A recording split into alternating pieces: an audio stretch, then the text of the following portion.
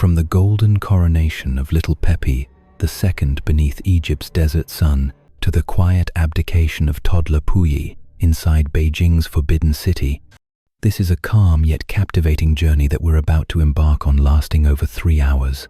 We'll begin with how a 6-year-old pharaoh held the throne for almost a century, and move deeper into why a 2-year-old emperor signed away a 3,000-year dynasty.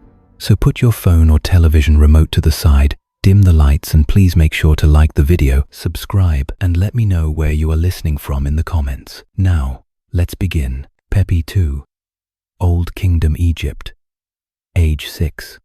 Picture, if you will, the year 2278 before our Common Era.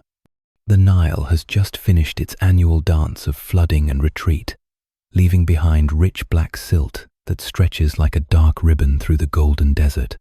In the administrative heart of Memphis, amid the scent of burning frankincense and the distant hammering of stonemasons, a 6-year-old boy named PEPI is about to receive the most burdensome gift in human history: absolute power over the known world.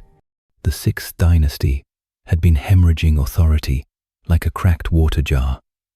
PEPI's father, Merenre, had ruled for barely 9 years before the gods called him to join the imperishable stars. Now the kingdom's fate rested in hands so small they could barely grip the ceremonial crook and flail.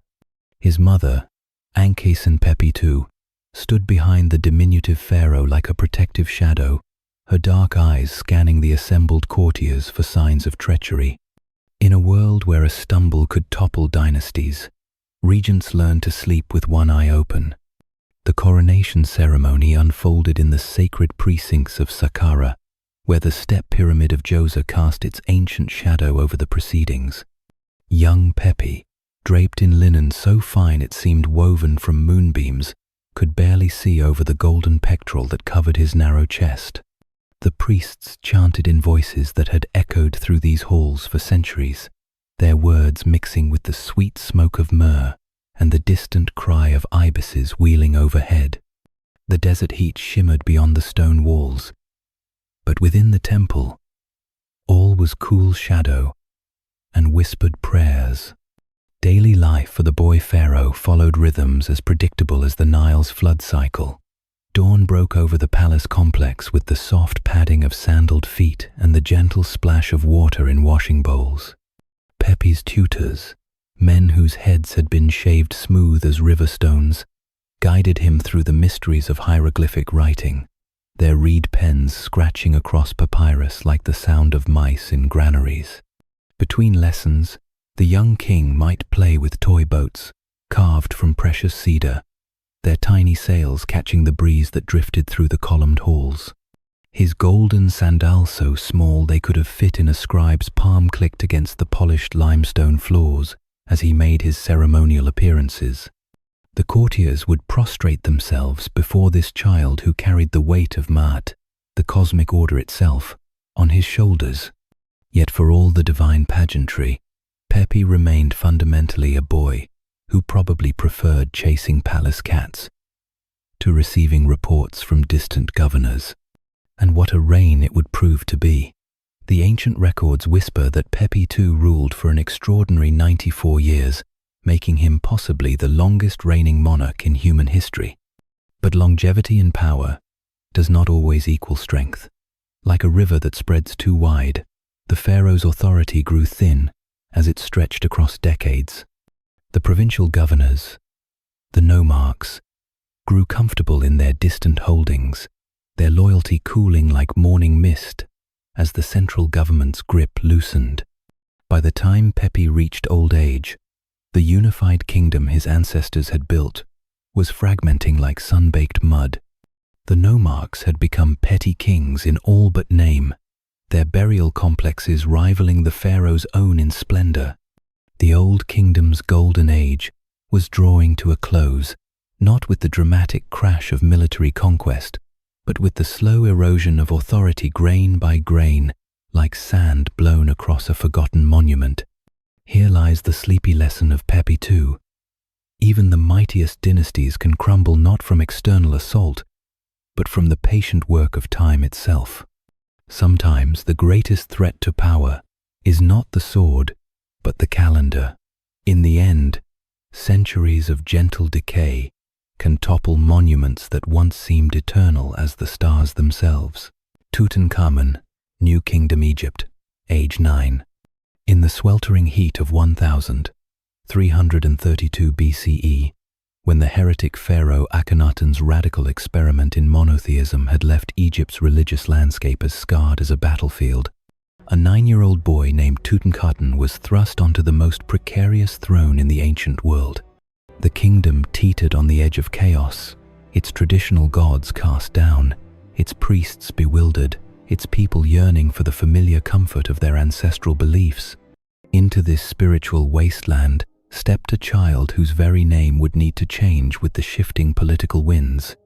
The boy, Pharaoh's early years remained shrouded in mystery, like morning mist over the Nile. Most scholars believe he was Akhenaten's son, though the parentage of pharaohs was often as twisted as the sacred serpent that adorned their crowns. What we know for certain is that young Tutankhamun inherited a kingdom in desperate need of healing, its wounds as deep as the Valley of the Kings itself.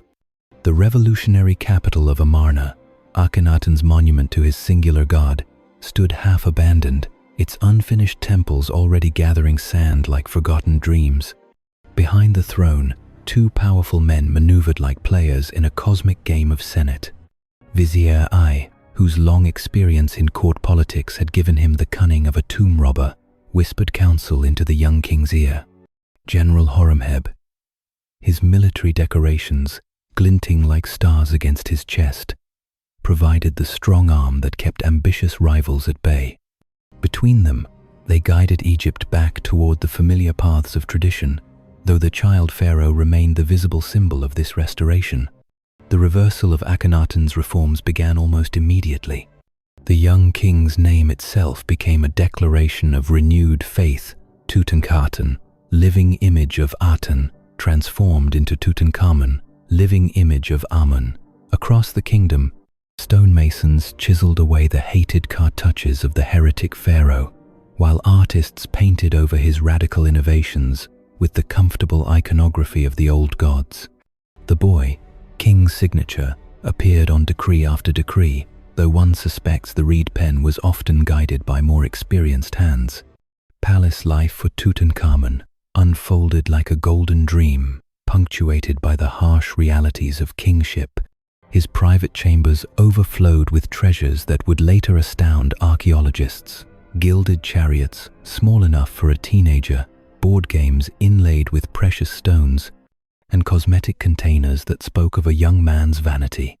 His marriage to Ankhesenamun, daughter of the heretic pharaoh, was both a political necessity and a personal tragedy. Two children bound together by the demands of dynasty, their affection as fragile as papyrus. The young pharaoh's health was never robust. Modern examinations of his mummy reveal a body racked by genetic disorders, the price of royal inbreeding stretching back generations. He walked with a cane, his left foot twisted, his spine curved like a question mark. Yet, in the artistic representations commissioned during his reign, he appears as the eternal pharaoh, strong, divine, eternal. The gap between propaganda and reality was as wide as the Nile at flood. At approximately 18 years of age, Tutankhamun died under circumstances that remain as mysterious as the night sky over the Valley of the Kings. No heir survived him, and the throne passed to his vizier, then to the General Horemheb, who systematically erased most traces of the Amarna period from official records. The young king's brief reign might have vanished entirely from history, were it not for the extraordinary preservation of his tomb. When Howard Carter's candle flame first flickered across the treasures of KV-62 in 1922, it illuminated not just golden artifacts, but the poignant story of a boy who briefly held the world in his hands. The tomb's contents speak of a life cut tragically short, the hurried mummification, the modest burial chamber, the touching inclusion of two tiny mummified fetus, likely his stillborn children. Here rests the sleepy wisdom of Tutankhamun, that sometimes the greatest immortality comes not from the length of one's reign, but from the silence of one's tomb. In the hush of sealed chambers, where time stops and dust settles like blessing, even the briefest of lives can achieve a kind of eternal peace. Alexander IV, Macedon, proclaimed at birth. In the summer of 323 BCE, as Alexander the Great breathed his last in the palace at Babylon, his empire stretched from the wine-dark Aegean to the snow-capped peaks of the Hindu Kush. Within hours of the conqueror's death, the most powerful men in the known world gathered around a conference table that would have made modern diplomats weep with envy. The question hanging in the air, thick as incense smoke, was deceptively simple. Who would inherit the largest empire in human history? The answer, it turned out, was floating in his mother's womb, still months away from drawing his first breath. Roxana, Alexander's Bactrian queen, possessed a beauty that had captivated the greatest conqueror of antiquity, but beauty alone would not protect her unborn child from the wolves circling the throne. The Macedonian succession laws were as tangled as a Persian carpet, and the generals, the Diadochi, as history would remember, had ambitions as vast as the empire they'd helped create. In the sweltering heat of Babylon, as Alexander's body began its slow decay, these men agreed on a temporary compromise. If Roxana bore a son, he would be king. If not, the empire would be divided among themselves like a meal among hungry diners. The baby's birth announcement would have been the most consequential birth certificate in history. Alexander IV emerged into a world already fracturing along the fault lines of personal ambition and cultural tension. Before he could even focus his newborn eyes, this child was proclaimed King of Macedon, Pharaoh of Egypt, and Great King of Persia. His subjects spoke dozens of languages, worshipped hundreds of gods, and lived in climates ranging from the foggy shores of the Black Sea to the burning sands of the Sahara. No adult had ever successfully managed such diversity. Now it fell to an infant whose greatest achievements were sleeping through the night and grasping at dangling toys. Perdiccas, Alexander's former bodyguard, initially served as regent, his scarred hands guiding policy, while the infant king lay in silk-lined cradles. The early years of the regency were marked by a delicate balance of power, with various generals controlling different regions while maintaining the fiction of unity under the baby monarch. Court ceremonies must have presented a surreal spectacle, grizzled veterans who had crossed the Hellespont with Alexander now bowing before a toddler who had never seen a battlefield. But empires built on conquest rarely survive the transition to peace, and Alexander's proved no exception. The regency system collapsed like a house of cards in a Mediterranean wind.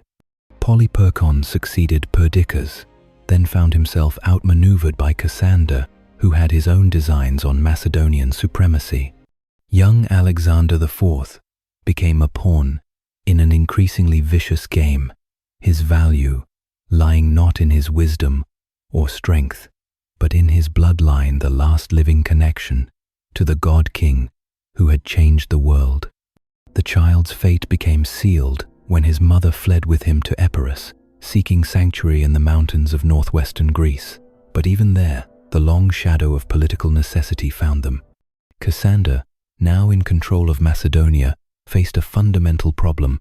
As long as Alexander IV lived, he would always be seen as a usurper. The boy king and his mother were brought back to Amphipolis, where they lived under house arrest in conditions that must have felt like a gilded cage. The end came quietly, as these things often do. Around 310 BCE, when Alexander IV was approximately 13 years old, he and his mother were murdered on Cassander's orders. The official records speak of illness, but the historical consensus points to poison, the ancient world's preferred method for disposing of inconvenient heirs. The last of Alexander's direct line died not in battle, as his father had lived, but in the shadows of court intrigue, as so many royal children have throughout history. With Alexander IV's death, the pretense of unity finally crumbled. The Diadochi carved up the empire among themselves, founding the Hellenistic kingdoms that would dominate the eastern Mediterranean for centuries. The Ptolemies took Egypt, the Seleucids claimed Syria and the East, and the Antigonids eventually secured Macedonia itself. The dream of a single, unified empire stretching from Europe to India died with a teenage boy who had never known a day of genuine freedom. Here lies the melancholy lesson of Alexander IV, that sometimes the greatest empires can dissolve in the space of a single generation, leaving behind only the whisper of what might have been. Power, like morning mist, can vanish before the child who inherits it ever truly grasps its weight. Ptolemy v. Epiphanes, Ptolemaic Egypt, age 5. The year 204 BCE brought with it the familiar rhythm of Nile floods and palace intrigue, but for 5-year-old Ptolemy v. Epiphanes, it marked the beginning of a reign that would test the very foundations of his ancestors' carefully constructed dynasty. The boy king's father, Ptolemy IV Philopator, had died under circumstances as murky as the Nile Delta itself, leaving behind a kingdom beset by enemies both foreign and domestic. In the shadowed halls of Alexandria's great palace, where the ghost of Alexander's ambitions still wandered among the marble columns, a child was about to inherit 3 centuries of accumulated crisis. The Ptolemaic court had always been a place where beauty and brutality danced together like performers in a macabre pageant. Within hours of Philopator's death, the knives came out not literally, though the metaphor was hardly stretched. The boy's mother, Arsinoe III, fell victim to a palace conspiracy orchestrated by the very officials who had sworn to protect the royal family. Young Ptolemy V found himself an orphan and a king in the space of a single day, his small hands suddenly expected to hold the crook and flail of pharaonic power, while his guardians plotted in the shadows behind his golden throne. The Regency Council that emerged from this bloodbath was headed by Agathocles, a court favorite whose loyalty proved as changeable as the Mediterranean weather.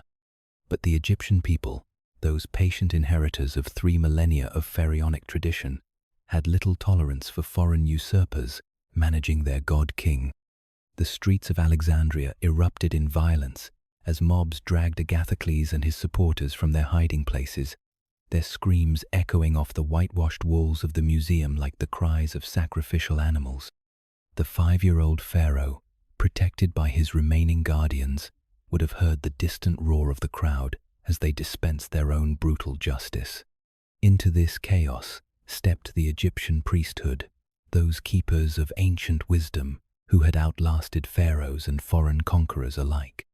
They recognized in young Ptolemy V an opportunity to restore the traditional balance between divine kingship and clerical authority. The priests of Memphis, their shaved heads gleaming with sacred oil, gathered in solemn conclave to issue one of history's most famous decrees. Carved in 3 script hieroglyphic, Demotic, and Greek, the Rosetta Stone proclaimed the boy king's legitimacy, with all the authority of gods and men combined. The decree itself reads like a lullaby of political necessity, listing the child pharaoh's virtues in language that would have made his ancestors smile. Young Ptolemy V was proclaimed beloved of Pa, chosen of Ra, and living image of Amun, titles that rang with ancient authority, even as they adorned the shoulders of a boy who had barely learned to read.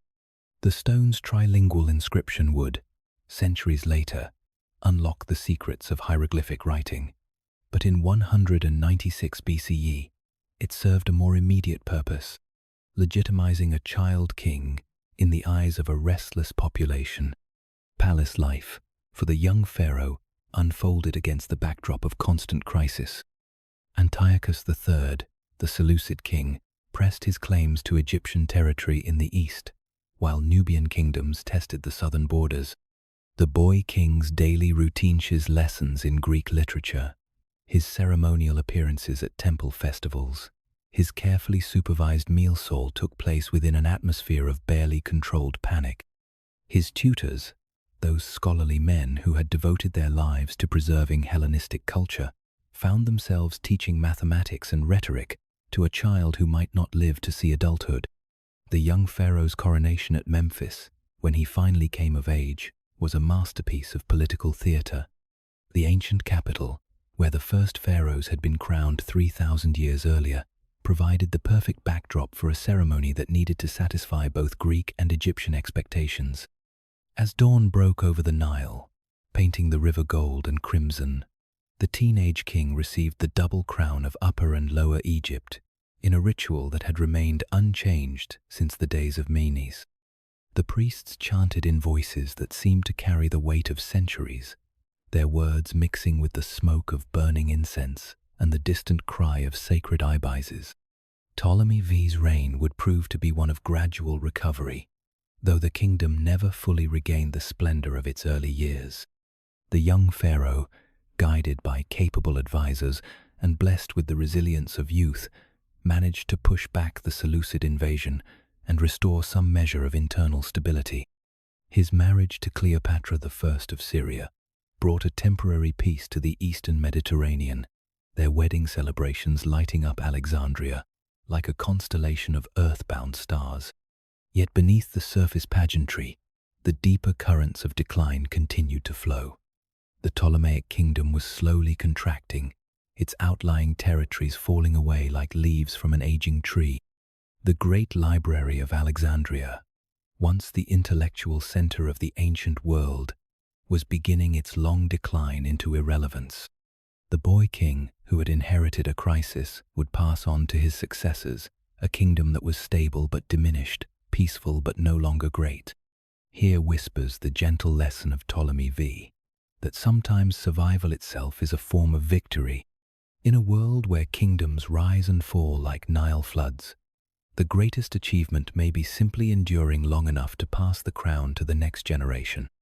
The boy who ascended the throne amid blood and chaos grew into a man who restored order from the ruins of his inheritance, proving that even the youngest shoulders can sometimes bear the weight of history. Emperor ZHAO, Han, China, age 7.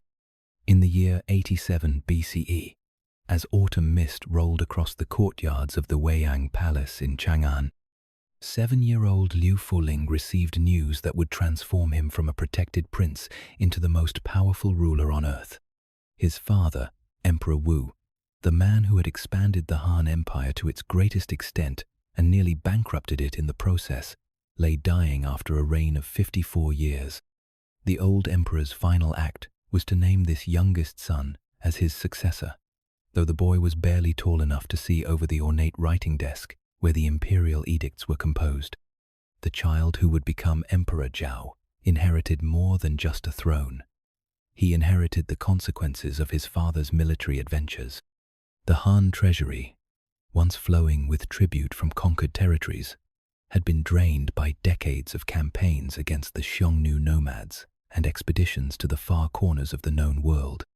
The Silk Road, that artery of trade that connected China to the distant Roman Empire, carried both riches and the enormous costs of maintaining the military garrisons that protected it. For a 7-year-old, these were abstractions as distant as the stars, but the men who would guide his regency understood that the empire's survival depended on healing these self-inflicted wounds. The regency was placed in the capable hands of Huo Guang, a general whose loyalty to the dynasty had been tested in the crucible of palace intrigue. Beside him stood the Grand Empress Dowager Shang, whose own granddaughter would eventually become the boy emperor's wife. These two figures, one representing military authority and the other the continuity of dynastic tradition, would shield the young ruler from the immediate pressures of governance while slowly introducing him to the complexities of imperial administration. Palace life for the child emperor unfolded with the rhythmic precision of a celestial timepiece. His days began before dawn with the soft padding of silk slippers across polished stone floors, the sound mixing with the distant chiming of bronze bells that marked the hours. Tutors, their long beards gray with the wisdom of the classics, guided him through the intricacies of Confucian philosophy and the practical arts of governance.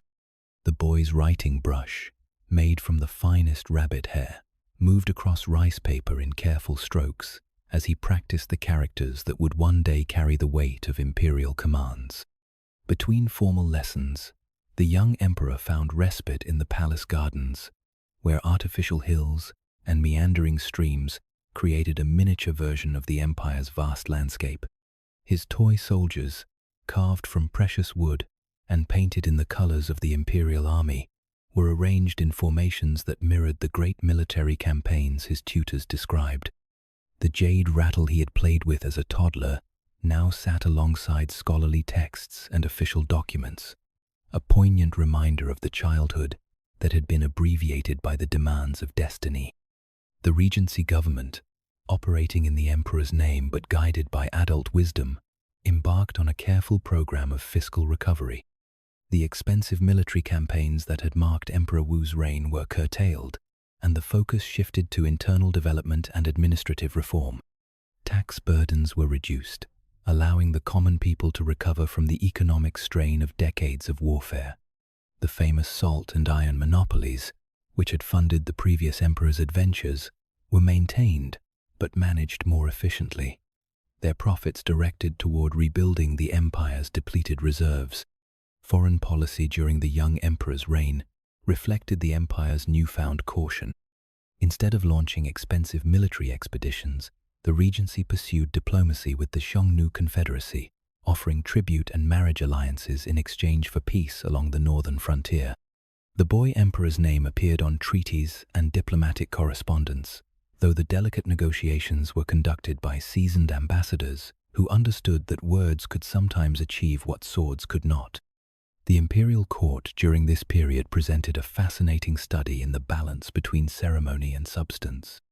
The young emperor, dressed in robes of yellow silk that pooled around his small frame, presided over formal audiences where ministers presented their reports and petitions. His responses, carefully coached by his tutors, carried the full weight of imperial authority, despite emerging from lips that had barely outgrown the pronunciation difficulties of childhood.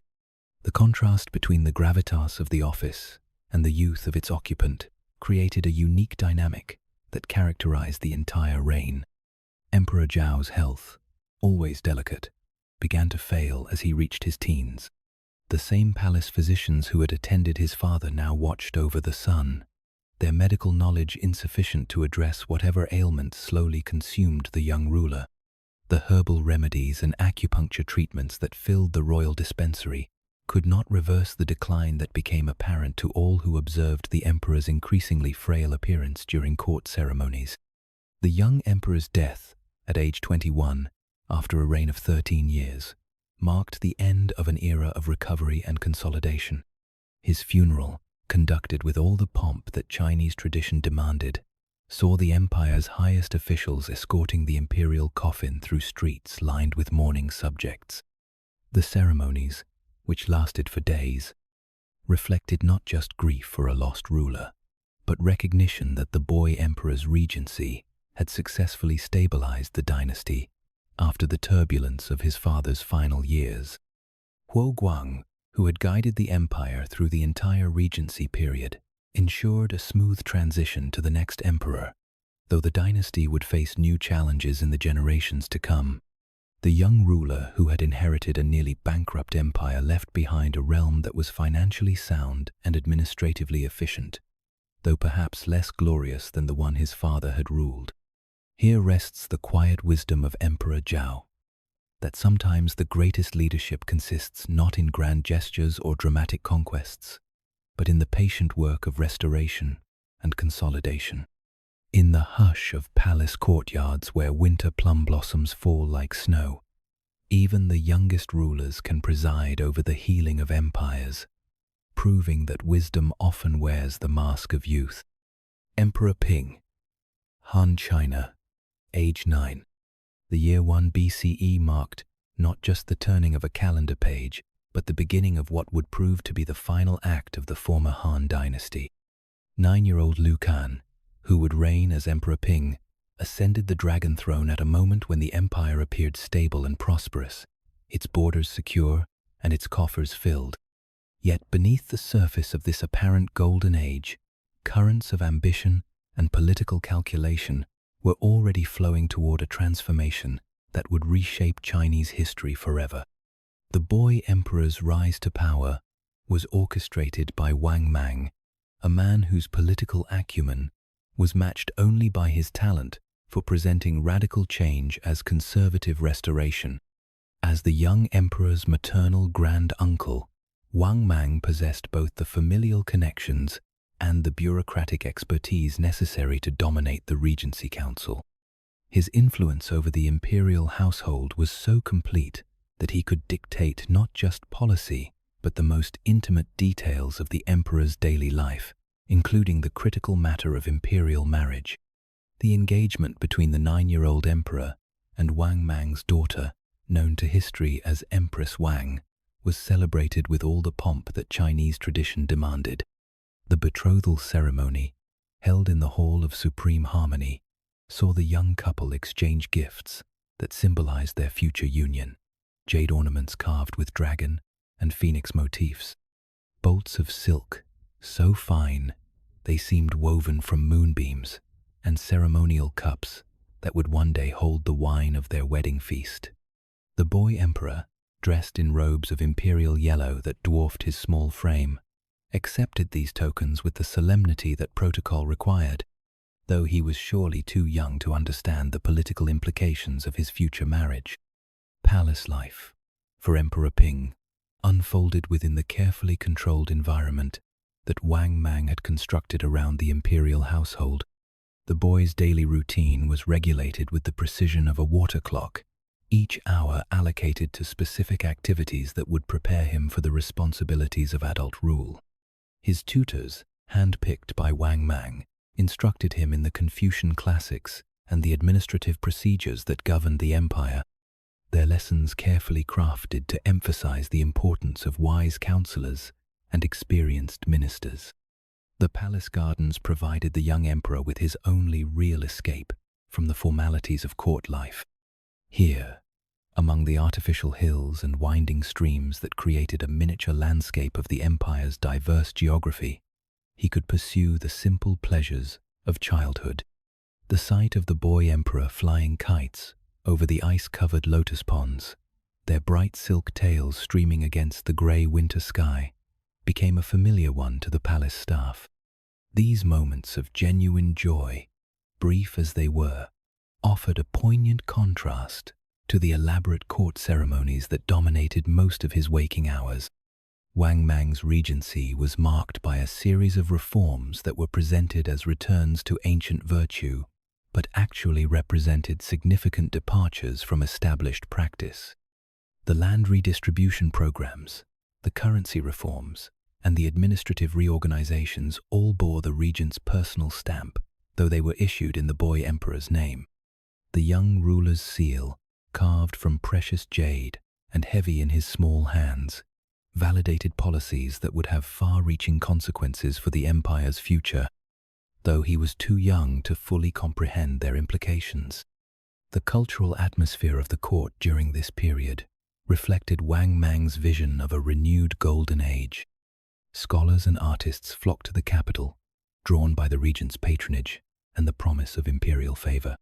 The palace workshops produced exquisite works of art that combined traditional themes with innovative techniques, their creators inspired by the sense that they were participating in a great restoration of Chinese civilization. The boy emperor, surrounded by this cultural flowering, grew up in an environment that emphasized learning, artistic achievement, and moral cultivation. Foreign relations during Emperor Ping's reign were conducted with the same careful attention to symbolic meaning that characterized domestic policy. Diplomatic missions from tributary states were received with elaborate ceremonies that emphasized the emperor's role as the son of heaven, the intermediary between the celestial realm and the earthly empire. The young ruler, seated on the dragon throne and dressed in robes that shimmered with golden thread, received the prostrations of foreign envoys with a dignity that belied his years. Though the actual negotiations were conducted by Wang Mang and his carefully chosen subordinates, the emperor's mysterious death at age 14, after a reign of just 5 years, marked the end of the former Han dynasty in all but name. The official records speak of illness, but the historical consensus suggests that Wang Mang, having consolidated his power and eliminated potential rivals, no longer needed the boy emperor as a facade for his ambitions. The young ruler's final months were marked by increasing isolation from the court, his appearances at public ceremonies becoming less frequent as his health allegedly declined. The funeral of Emperor Ping was conducted with all the ceremonial magnificence that Chinese tradition demanded, though the mourning may have been more formal than genuine. The boy emperor's body, dressed in burial robes of silk and jade, was interred in a tomb that reflected both his imperial status and his tragic fate. The monument that marked his final resting place bore inscriptions that praised his virtue and lamented his early death, though the true epitaph for his reign would be written in the dramatic events that followed. Wang Mang's assumption of the throne and the establishment of the Qin dynasty represented the culmination of a political transformation that had been years in the making. The boy emperor, who had served as the unwitting instrument of this change, was quickly forgotten as the empire grappled with the challenges of radical reform and eventual restoration. His brief reign, marked by the subtle maneuvering of court politics rather than the dramatic events that usually capture historical attention, serves as a reminder that sometimes the most significant changes occur not through revolution, but through the patient accumulation of seemingly minor adjustments. Here lies the melancholy lesson of Emperor Ping, that even the most protected childhoods can become pawns in the games of ambitious adults. In the candlelit corridors, where silk robes whisper secrets and political calculations masquerade as familial affection, the innocence of youth offers no protection against the machinations of power. Sometimes the greatest tragedy is not dramatic death, but the slow erosion of agency, the gradual transformation of a person into a symbol, a child into a tool. Emperor Shang, Han China, 1 year. In the year 6 CE, as the first soft snows of winter began to dust the roofs of Chang'an, the Han Empire witnessed perhaps the most extreme example of infant monarchy in its long history. Liu Ying, who would reign as Emperor Shang for the briefest of moments, was proclaimed Son of Heaven at an age when most children are just beginning to walk and speak their first words. The baby emperor's reign, lasting only 2 years, represents the ultimate reduction of imperial power to pure symbolism, a political fiction maintained by adults who understood that legitimacy sometimes requires the presence of the legitimate, regardless of their capacity to rule. The circumstances of the infant's elevation to the throne were as extraordinary as they were tragic. Wang Mang, having orchestrated the death of the previous boy emperor Ping, found himself in need of another imperial figurehead to maintain the pretense of Han continuity while he consolidated his own power. The selection of Liu Ying was not based on any consideration of lineage or merit, but rather on the child's youth and vulnerability.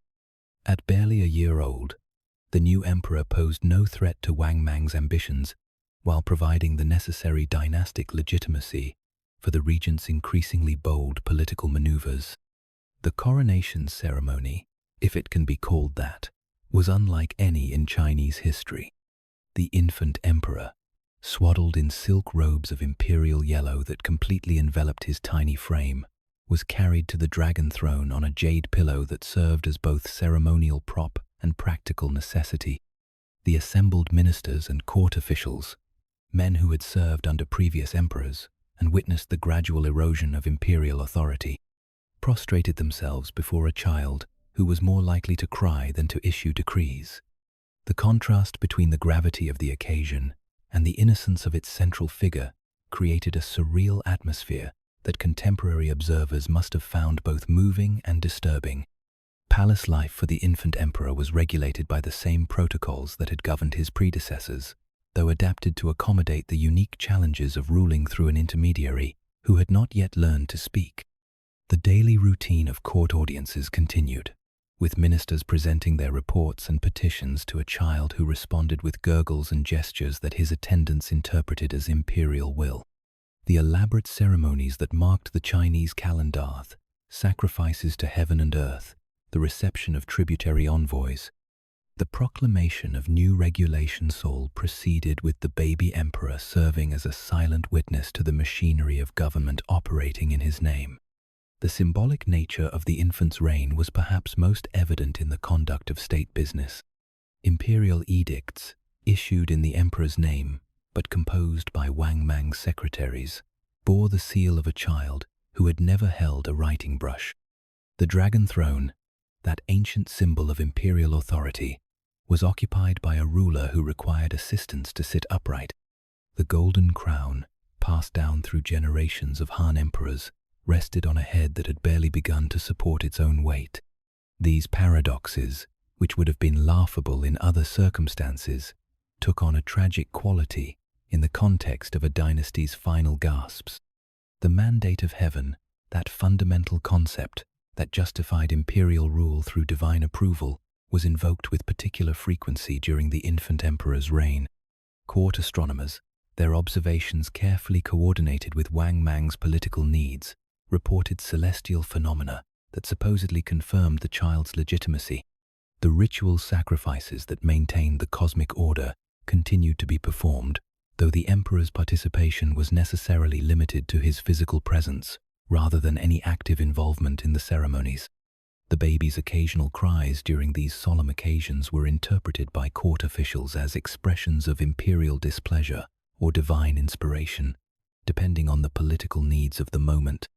The Regency Council, dominated entirely by Wang Mang's supporters, conducted the empire's business with an efficiency that owed nothing to imperial guidance. Military campaigns were planned and executed, tax policies were implemented and modified, and diplomatic relations were maintained, all without any input from the nominal ruler. The infant emperor's daily schedule included formal audiences, during which he was presented with reports and documents that he could neither read nor understand.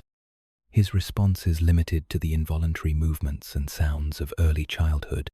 The tragedy of Emperor Shang's reign lay not in any dramatic events or political crises, but in the simple fact that a child was being used as a prop in a performance that had long since lost its meaning. The elaborate court ceremonies, the formal protocols, and the ritual observances all continued as if nothing had changed, though everyone involved understood that they were participating in an increasingly hollow charade. The baby emperor's attendants, who had once served adult rulers capable of making decisions and expressing preferences, now found themselves caring for a child whose primary needs were food, sleep, and affection, rather than statecraft and governance. The end of the infant emperor's reign came not through death or deposition, but through Wang Mang's final decision to abandon the pretense of Han legitimacy altogether. In 8 CE, the regent formally abolished the Han dynasty and established the Xin dynasty with himself as emperor. The baby Liu Ying, no longer needed as a figurehead, was quietly removed from the palace and disappeared from historical records. His fate, like so many aspects of this bizarre episode, remains shrouded in mystery, though it is unlikely that Wang Mang allowed potential rivals to survive his usurpation. The brief reign of Emperor Shang represents the ultimate corruption of the imperial system, the reduction of the Son of Heaven to a literal child who could not even speak on his own behalf. The elaborate machinery of government, the ancient protocols, and the sacred rituals all continued to function, but they had become divorced from any meaningful connection to leadership or governance. The baby emperor's reign was a lullaby sung over the deathbed of a dynasty, a gentle fiction that masked the harsh realities of political transformation. Here whispers the softest lesson of Emperor Shang, that sometimes power becomes so divorced from its supposed source that it can operate entirely through symbols and ceremonies. In the quiet of palace nurseries where destiny sleeps in swaddling clothes, the greatest emperors can be those who rule without ever understanding their own authority. The rustle of silk over innocent dreams can sometimes carry more weight than the deliberate actions of grown men, proving that in the strange arithmetic of legitimacy, presence can matter more than participation. Emperor Antoku, Heian, Japan, age 2. In the spring of 1000, 180. As cherry blossoms drifted like snow across the courtyards of Kyoto, 2-year-old Prince Tokihito was proclaimed Emperor Antoku in a ceremony that would prove to be both the zenith and the beginning of the end for the Taira clan's dominance over Japan. The imperial capital, with its vermilion pillars and gold-leafed screens, had never seemed more magnificent than in these final moments before the storm of civil war would sweep away a way of life that had endured for centuries. The child emperor, carried to the chrysanthemum throne on a palanquin draped in silk the color of autumn maples, represented the last flowering of an era that valued elegance above all else. The boy's grandfather, Taira no Kiyomori, had spent decades transforming his warrior clan into the most powerful force in Japanese politics. Through a combination of military prowess and courtly refinement, he had elevated the Taira from provincial fighters into the arbiters of imperial favor. The old warrior's greatest achievement had been the marriage of his daughter Tokuko to Emperor Takakura, a union that produced the infant prince, who would inherit both the throne and the accumulated enemies of 3 generations of Taira ambition. As Kiyomori held his grandson for the first time, the weight of destiny must have seemed as light as the child's laughter echoing through the palace halls. The Heian court into which Emperor Antoku was born represented the pinnacle of Japanese aesthetic achievement. The palace complex, with its interconnected pavilions and carefully tended gardens, was designed to blur the boundaries between art and life, between the natural world and human creation. Courtiers moved through these spaces like figures in a painted scroll, their silk robes rustling with the sound of wind through bamboo, their conversations conducted in the refined language of poetry and allusion. The infant emperor's presence at court ceremonies added a note of innocence to proceedings that were already suffused with an almost supernatural beauty. The child's daily routine unfolded according to the ancient protocols that governed imperial life. His meals were served on lacquered trays that gleamed like mirrors, each dish arranged with the precision of a tea ceremony. His clothes, changed several times a day, according to the subtle variations in season and occasion, were selected from wardrobes that contained silks in every shade imaginable, their colors chosen to harmonize with the changing light outside the palace windows. The emperor's toys, crafted by the finest artisans in the capital, were works of art in their own right. Miniature courts populated by carved figures, mechanical birds that sang when wound, and dolls dressed in the fashion of legendary emperors. But even as the 2-year-old emperor played with his golden toys, the foundations of Taira power were beginning to crack. The Minamoto clan, led by the exiled Yoritomo, had begun to rally opposition to Taira rule from their strongholds in the eastern provinces. The Genpei War, as it would come to be known, started as a series of scattered uprisings but gradually coalesced into a full-scale civil conflict that would determine the future of Japanese civilization. The child emperor, too young to understand the political complexities surrounding his throne, continued his routine of palace ceremonies and garden walks while armies gathered in the distant mountains. The war's early phases saw the Taira forces, led by experienced commanders and supported by the resources of the imperial treasury, achieve a series of victories that seemed to confirm their dominance. The infant emperor was carried in a portable shrine to witness some of these triumphs, his presence serving to legitimize the clan's military actions as defense of the imperial dignity. The sight of the child ruler, dressed in miniature armor and seated on a throne that had been specially constructed for travel, must have inspired the Taira warriors, even as it provided their enemies with a powerful symbol to oppose. As the conflict intensified, the emperor's life became increasingly nomadic. The Taira forces, gradually pushed back by Minamoto advances, were forced to abandon the capital and seek refuge in their western strongholds.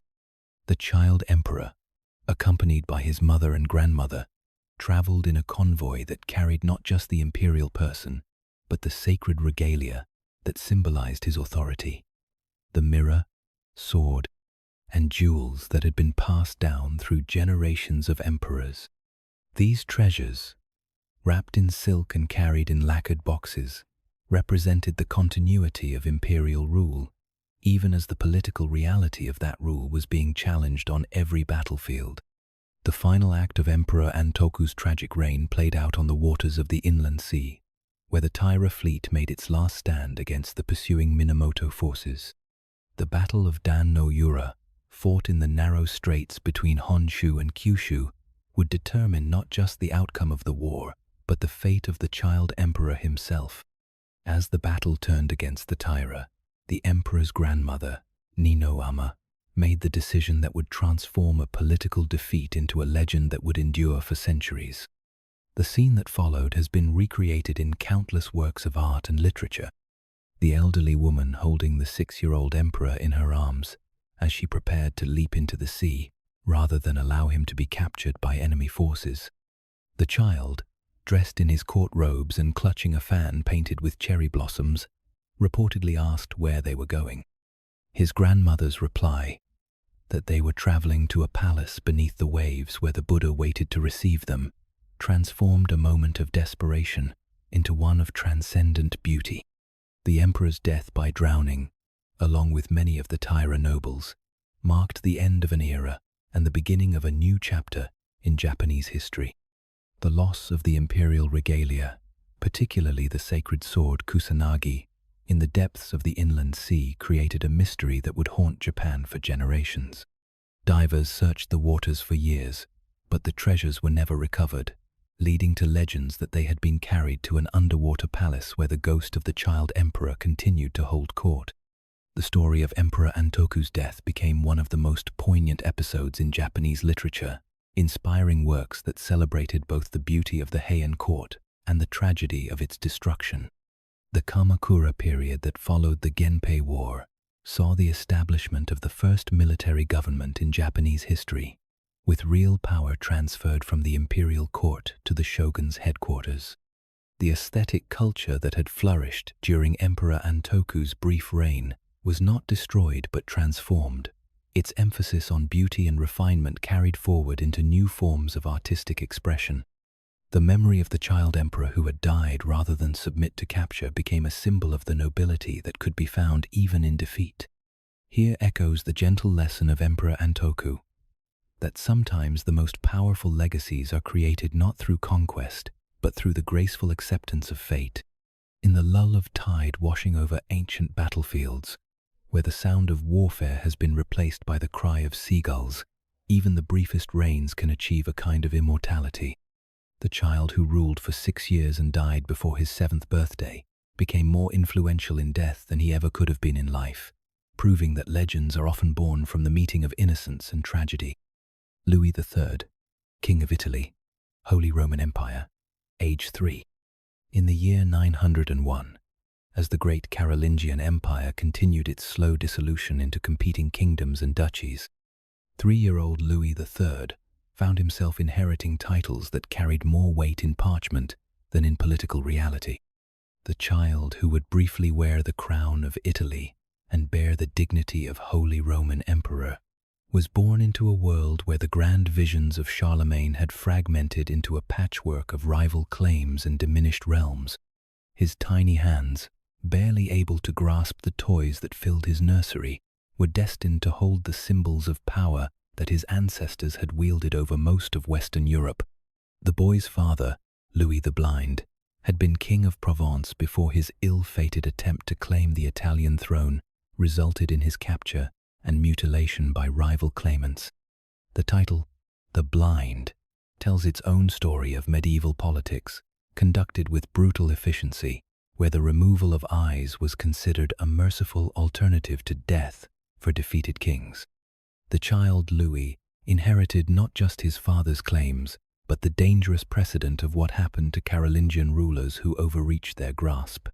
At 3 years old, he was already learning the harsh mathematics of medieval succession, where legitimacy was measured in blood and maintained through constant vigilance. The regency that governed in young Louis's name was entrusted to Boso of Provence, a man whose loyalty to the Carolingian cause was complicated by his own ambitions and the shifting alliances that characterized late 9th century politics. The palace at Vienne, where the boy king held court, was a far cry from the grand residences of Aachen or Pavia that had once housed the masters of Europe. Here, in the shadow of the Rhone Valley, the remnants of Carolingian grandeur were maintained through ceremony and tradition, even as the substance of power continued to slip away like water through cupped hands. The child emperor's daily routine was shaped by the peculiar demands of ruling territories that existed more in legal theory than in political practice. His miniature throne, carved from oak and decorated with ivory plaques depicting scenes from the life of Charlemagne, sat in a hall where the acoustics carried the sound of his childish laughter to courtiers who remembered when such halls had echoed with the deliberations of powerful men.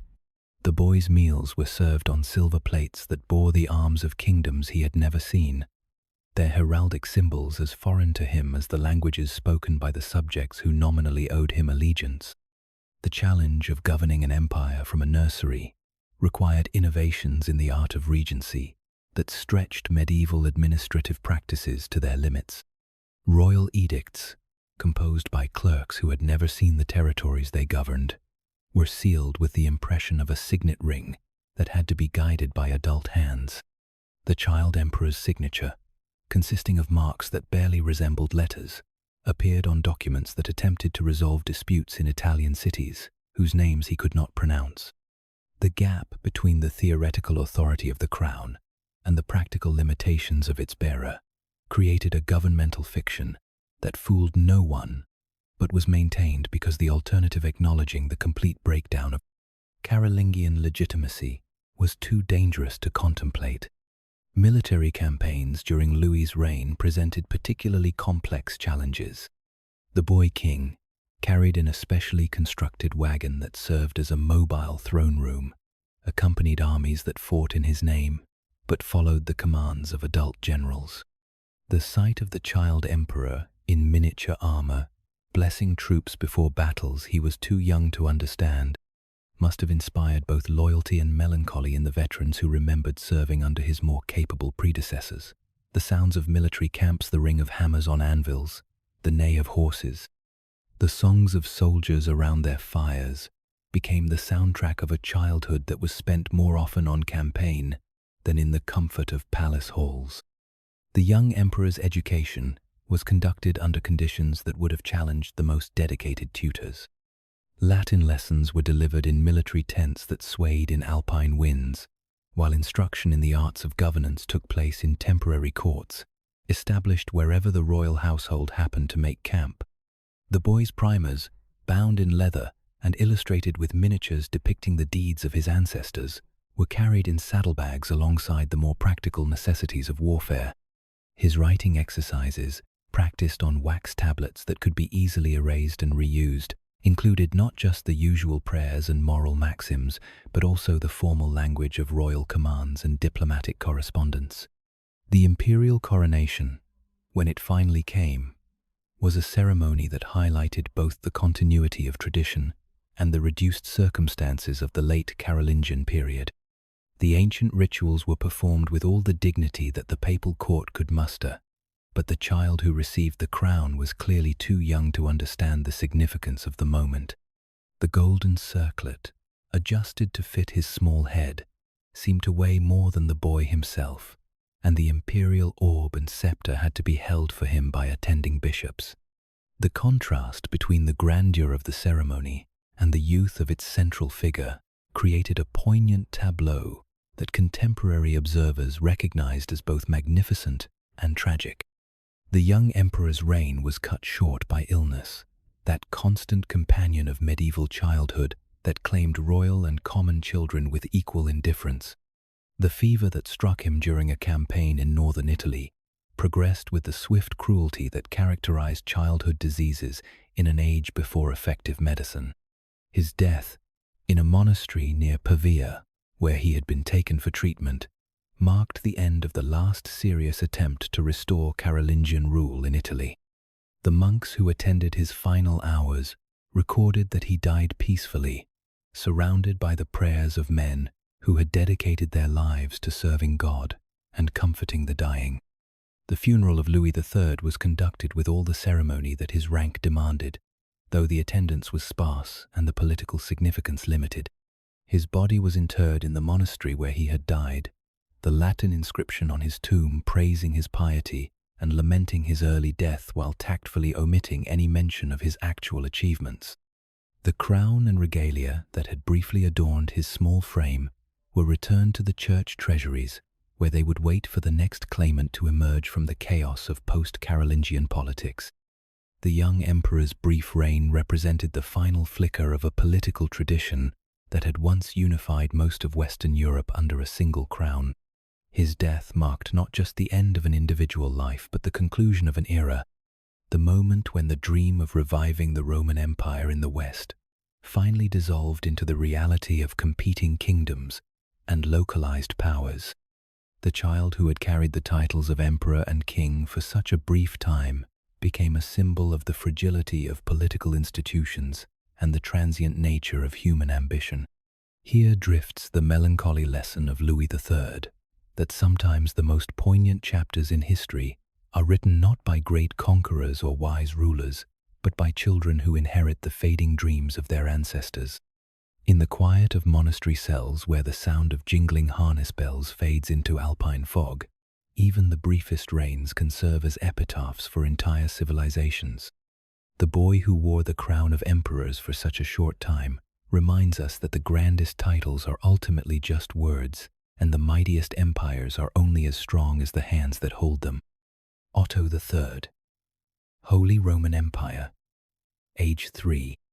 In the winter of 983, as snow settled over the ancient stones of Aachen Cathedral, 3-year-old Otto III was crowned Holy Roman Emperor in a ceremony that would have astounded his namesake grandfather.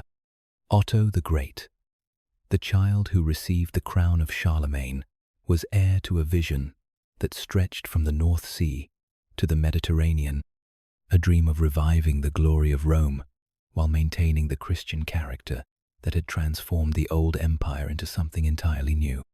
His small hands, guided by the Archbishop of Mainz, touched the golden circlet that had adorned the heads of emperors for 2 centuries. Though he was still too young to understand the weight of the legacy he had inherited, the boy's mother, Empress Theophanu, brought to the German court a sophistication that had been forged in the palaces of Constantinople. As the niece of the Byzantine Emperor John I Tzimiskis, she carried within her the cultural refinement of the Eastern Empire, where the traditions of Rome had never truly died, but had evolved into something magnificent and strange. Her presence at the coronation, dressed in silks that shimmered with the colors of peacock feathers and wearing jewelry that would have impressed the merchants of Baghdad, transformed the ceremony into a meeting of worlds that had been separated by centuries of political and religious division. The regency that governed the empire during Otto's minority was a delicate balance between German military tradition and Byzantine diplomatic finesse. Theophanu's influence ensured that the young emperor's education would include not just the martial arts that were expected of a German king, but also the subtleties of statecraft and the appreciation of beauty that characterized the Eastern court. The palace at Aachen, where Charlemagne had once held court, was transformed into a center of learning where Greek philosophers debated with German theologians, and where the sound of Byzantine chants mingled with the Latin hymns that had echoed through these halls for generations.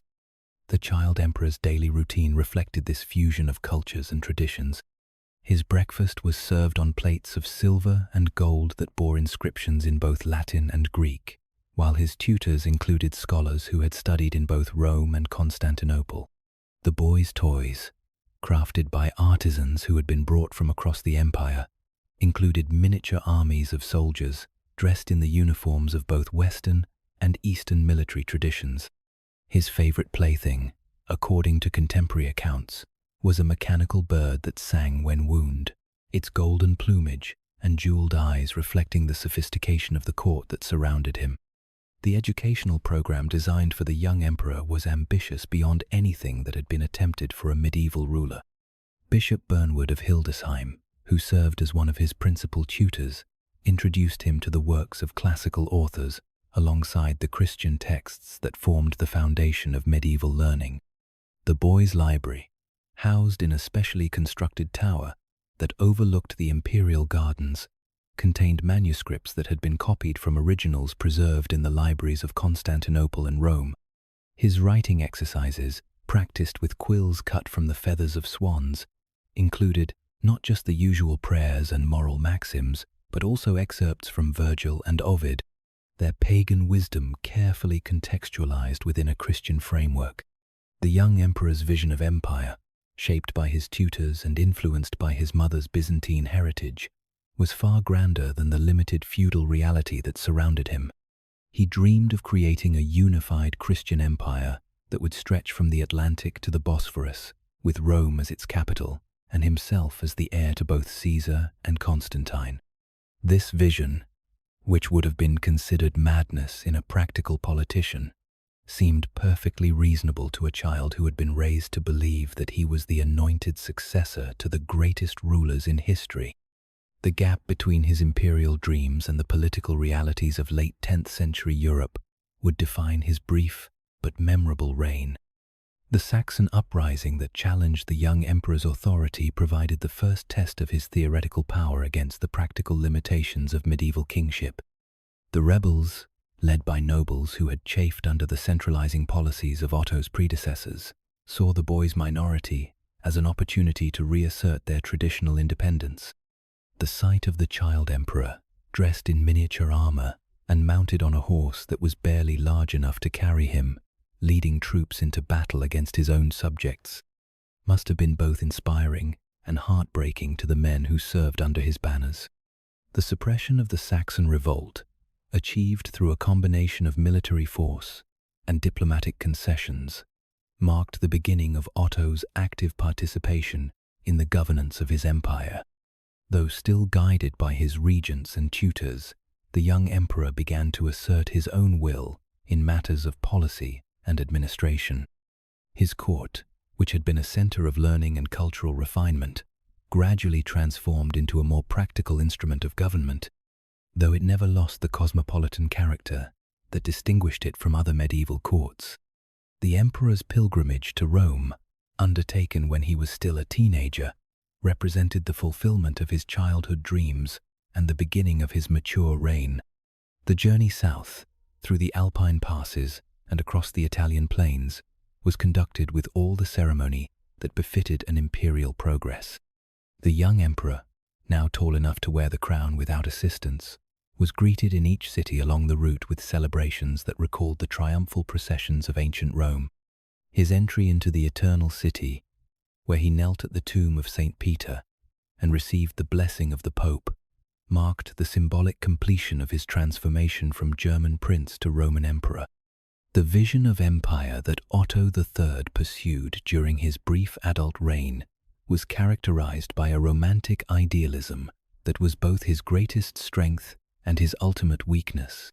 He established his court in Rome, surrounded himself with scholars and artists who shared his dream of cultural renewal, and attempted to create a government that would unite the Germanic military tradition with the administrative sophistication of the old Roman Empire. The palace he constructed on the Aventine Hill, with its frescoes depicting scenes from ancient history and its gardens filled with plants gathered from across the known world, was intended to serve as the center of a renewed golden age.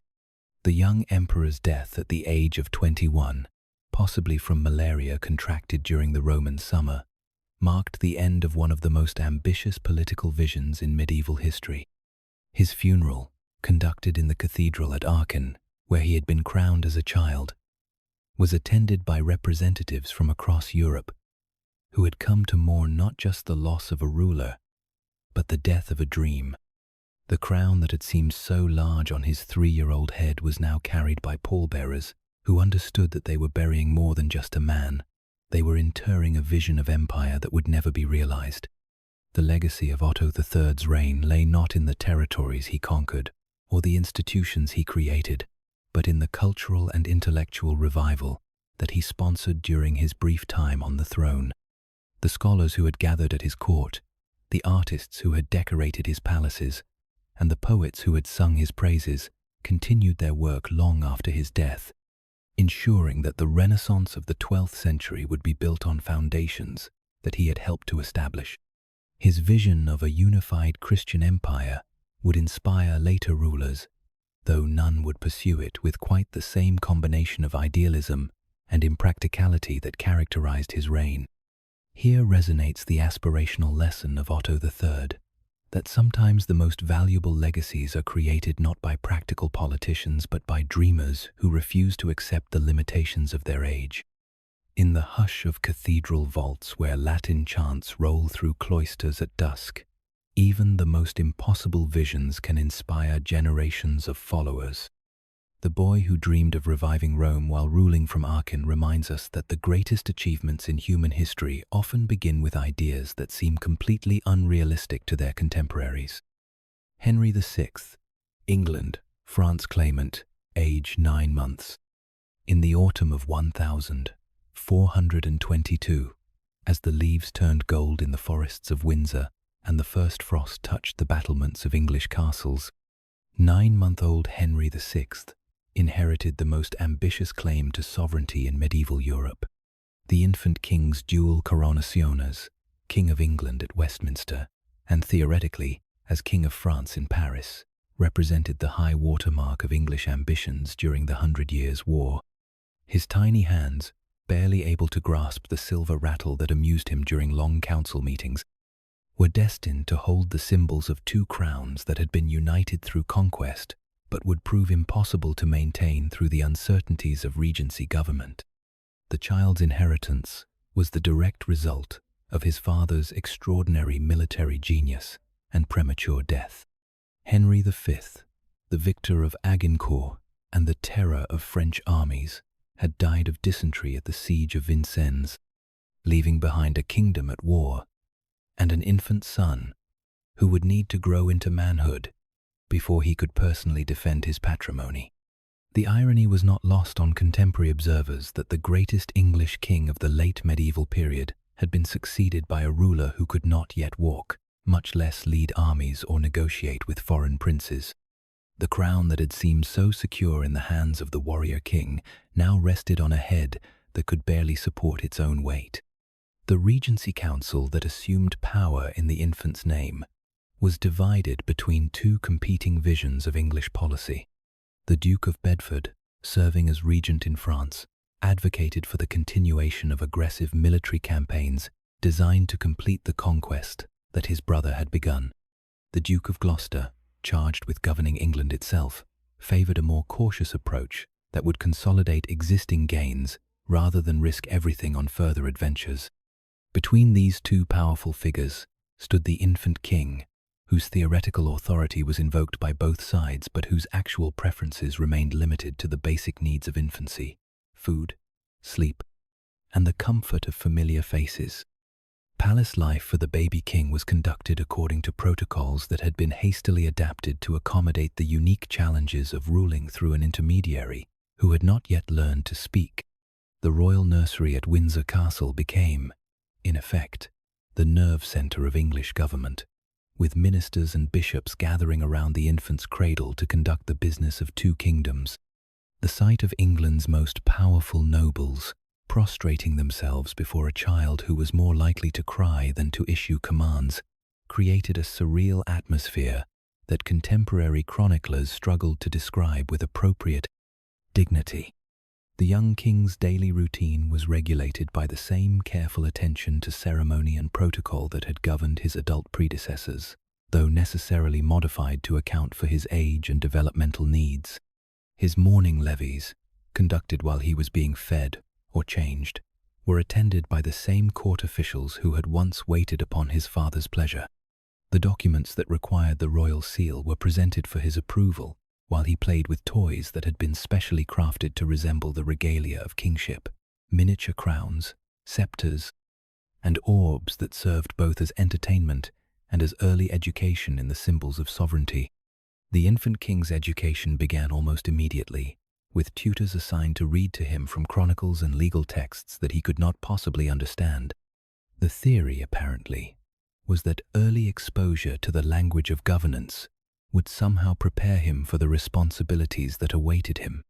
His nursery was filled with books bound in leather and illuminated with miniatures depicting the deeds of his ancestors, their pages turned by patient scholars who hoped that repetition would somehow imprint the lessons of kingship on a mind that was still forming its first memories. The military situation in France during the early years of Henry's reign presented the Regency Council with challenges that would have tested the abilities of an experienced adult ruler. The emergence of Joan of Arc as a rallying point for French resistance transformed what had seemed like a foregone conclusion into a desperate struggle for survival. The infant king, carried in a specially constructed traveling cradle, was taken to France for his coronation as King of France. Though the ceremony had to be conducted in English-controlled territory rather than in the traditional setting of Reims Cathedral, the dual coronation, when it finally took place, was a masterpiece of medieval pageantry that could not entirely disguise the weakness of the position it was meant to strengthen. The sight of the young king, now old enough to sit upright but still requiring support, wearing crowns that had been adjusted to fit his small head, created a powerful symbol of legitimacy that was undermined by the practical realities of military and political weakness. The English claim to the French throne, which had seemed so solid when backed by Henry V's victories, now rested on the shoulders of a child who could not yet speak the language of either of his kingdoms. As Henry VI grew into adolescence, the gentle, scholarly nature that would define his adult reign began to manifest itself in ways that concerned his military advisors. The boy king showed little interest in the martial arts that had made his father famous, preferring instead to spend his time in prayer, study, and the patronage of educational institutions. His foundations of Eton College and King's College, Cambridge, represented a vision of kingship that emphasized learning and piety over conquest and glory, a marked departure from the military culture that had dominated English politics for generations. The king's mental health, which would become a defining issue of his reign, may have shown early signs during his teenage years. Contemporary accounts describe episodes of withdrawal and confusion that were initially attributed to the stresses of kingship, but which later observers have recognized as symptoms of the hereditary mental illness that would eventually incapacitate him entirely. The young king's struggles with what we might now recognize as depression or schizophrenia were compounded by the impossible expectations placed upon him by a nobility that expected him to be another Henry V. The loss of English territories in France, which accelerated during Henry's personal rule, represented not just military defeat, but the collapse of a vision of dual monarchy that had driven English policy for generations. The boy king, who had inherited claims to 2 crowns, would live to see those claims reduced to little more than empty titles, though he bore the responsibility for defeats that were as much the result of structural problems as personal failings. The final expulsion of English forces from all French territories except Calais marked the end of the medieval phase of the 100 Years' War and the beginning of a new chapter in European politics. The Wars of the Roses, which would dominate the latter part of Henry's reign, were in many ways the inevitable result of the contradictions inherent in his inheritance. The infant king, who had been hailed as the heir to 2 kingdoms, grew into a man who was unable to maintain effective control over even one.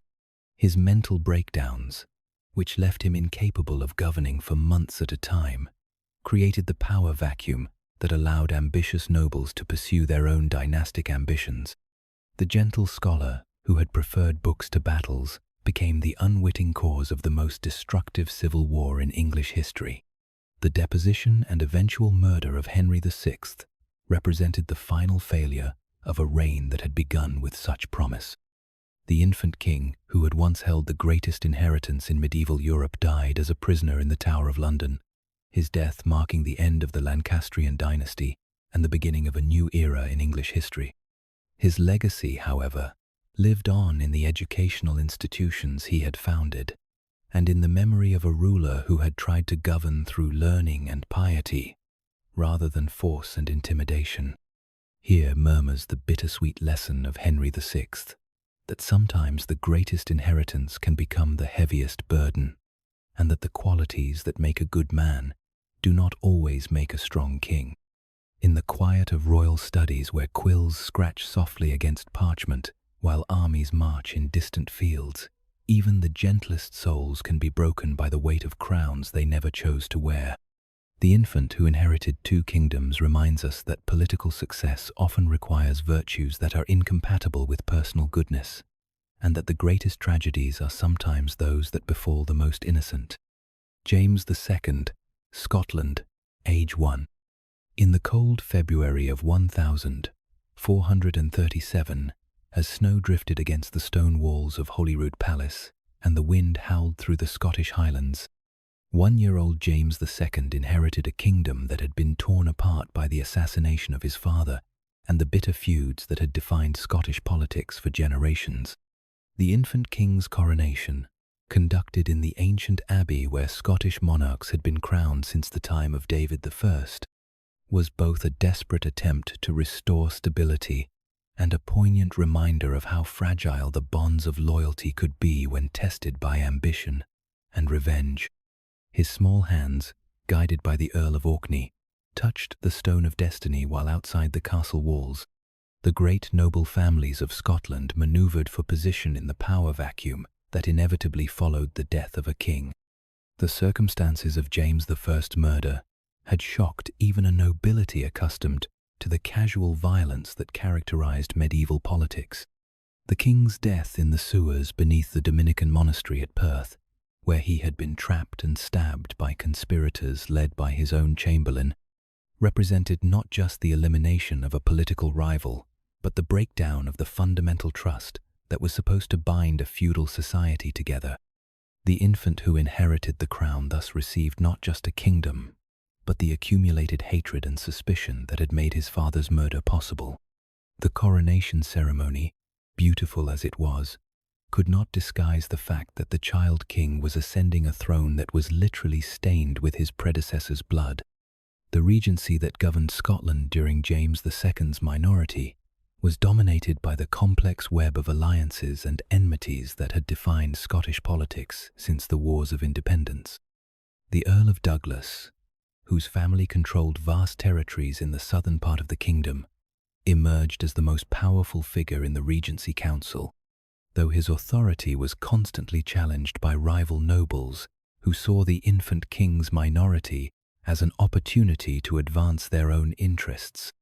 The sight of these great lords, their swords barely sheathed and their retainers armed and ready, gathering around the cradle of the baby king to swear oaths of loyalty, must have been both magnificent and terrifying to observers who understood the fragility of such promises.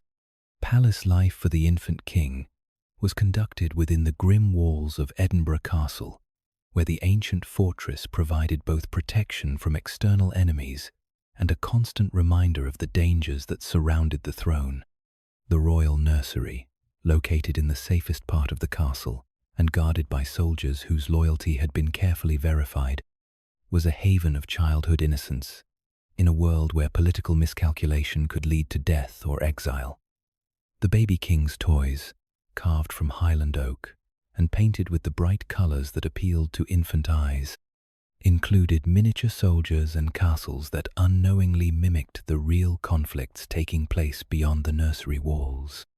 The young king's education began early, with tutors who understood that a Scottish monarch needed to be prepared for the unique challenges of ruling a kingdom that was perpetually threatened by both internal division and external enemies. His lessons in Latin and French, the languages of diplomacy and learning, were supplemented by instruction in Gaelic, the tongue of the Highland clans whose support was essential for any king who hoped to rule effectively. The child's primers, illuminated by monks in the scriptorium at Holyrood, depicted not just the lives of saints and the deeds of biblical heroes, but also the legendary exploits of Scottish kings who had defended their realm against English invasion.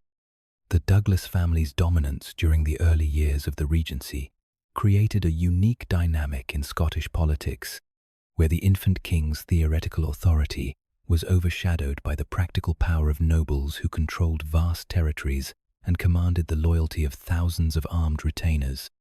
The sight of the young king, carried in a litter draped with the royal arms, traveling through countryside that was effectively controlled by his supposed servants, highlighted the complex nature of feudal relationships and the challenges facing any monarch who hoped to assert real authority over the great magnates of the realm. The growing tension between the crown and the Douglas family, which would define much of James II's reign, had its roots in the fundamental contradiction between feudal loyalty and political ambition. The Douglases, who had grown powerful through their service to the crown, now found themselves in a position where their interests conflicted with those of the monarchy they were supposed to serve. The infant king, too young to understand the political complexities that surrounded him, was carried to ceremonies and meetings where the future of his kingdom was being decided by men who spoke in his name, but pursued their own agendas. As James II grew into adolescence, the fiery temper that would characterize his adult reign began to manifest itself in ways that both encouraged and concerned his advisors. The young king showed an early aptitude for the military arts that had made his ancestors famous, but his enthusiasm for warfare was coupled with an impulsiveness that worried older nobles, who remembered the disasters that had befallen previous Scottish kings who had allowed passion to override prudence. His training in swordplay and horsemanship, conducted in the courtyards of Edinburgh Castle under the watchful eyes of veteran soldiers, was supplemented by lessons in the more subtle arts of diplomacy and statecraft. The young king's assumption of personal rule, which occurred earlier than was traditional due to his evident intelligence and strong will, marked the beginning of a new phase in Scottish politics. His first major act as an independent ruler was to invite the Earl of Douglas and his brother to dinner at Stirling Castle, where they were murdered in what became known as the Black Dinner, a betrayal that shocked contemporaries, but which James apparently considered necessary to break the Douglas stranglehold on Scottish politics. The contrast between the king's youth and the ruthlessness of his actions created a complex portrait of a ruler who was learning to navigate the treacherous waters of medieval politics. The siege of Roxburgh Castle, which would prove to be James II's final campaign, represented both the culmination of his military ambitions and the tragic irony of his death. The king's fascination with artillery, which was still a relatively new technology in medieval warfare, led him to personally oversee the placement and firing of the great cannons that were supposed to breach the castle's walls. His death, caused by the explosion of a cannon that he was standing too close to, was both a testament to his personal courage and a reminder of the dangers that awaited rulers who insisted on leading from the front. The king's funeral, conducted with all the ceremony that Scottish tradition demanded, was attended by nobles who had been his enemies as well as his allies, their presence a recognition that his death represented not just the loss of a ruler, but the end of a phase in Scottish history.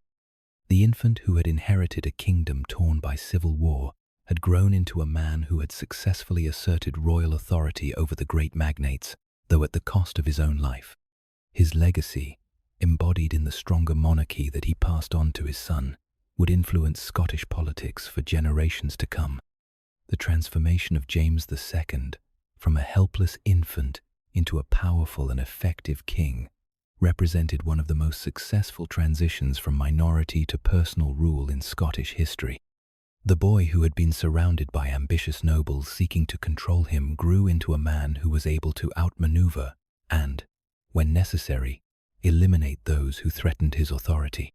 His reign demonstrated that even the most unpromising circumstances could be overcome by a combination of intelligence, ruthlessness, and the careful cultivation of loyalties that transcended the traditional bonds of feudal allegiance. Here crackles the fierce lesson of James II, that sometimes the most effective rulers are those who learn early that survival requires the ability to be both charming and deadly, often in the same conversation. In the smoky halls where peat fires burn under northern skies and the sound of Highland pipes mingles with the clash of steel, Even the youngest kings can discover that mercy and weakness are luxuries that few monarchs can afford. The infant who inherited a kingdom divided by blood feuds grew into a man who understood that unity sometimes requires the sword, and that the price of peace is often paid in the currency of violence. Mary, Queen of Scots, age 6 days. On the storm-lashed night of December 8, 1542, as thunder rolled across the hills surrounding Linlithgow Palace and rain drummed against the diamond-paned windows, 6-day-old Mary Stuart inherited the most precarious throne in 16th-century Europe.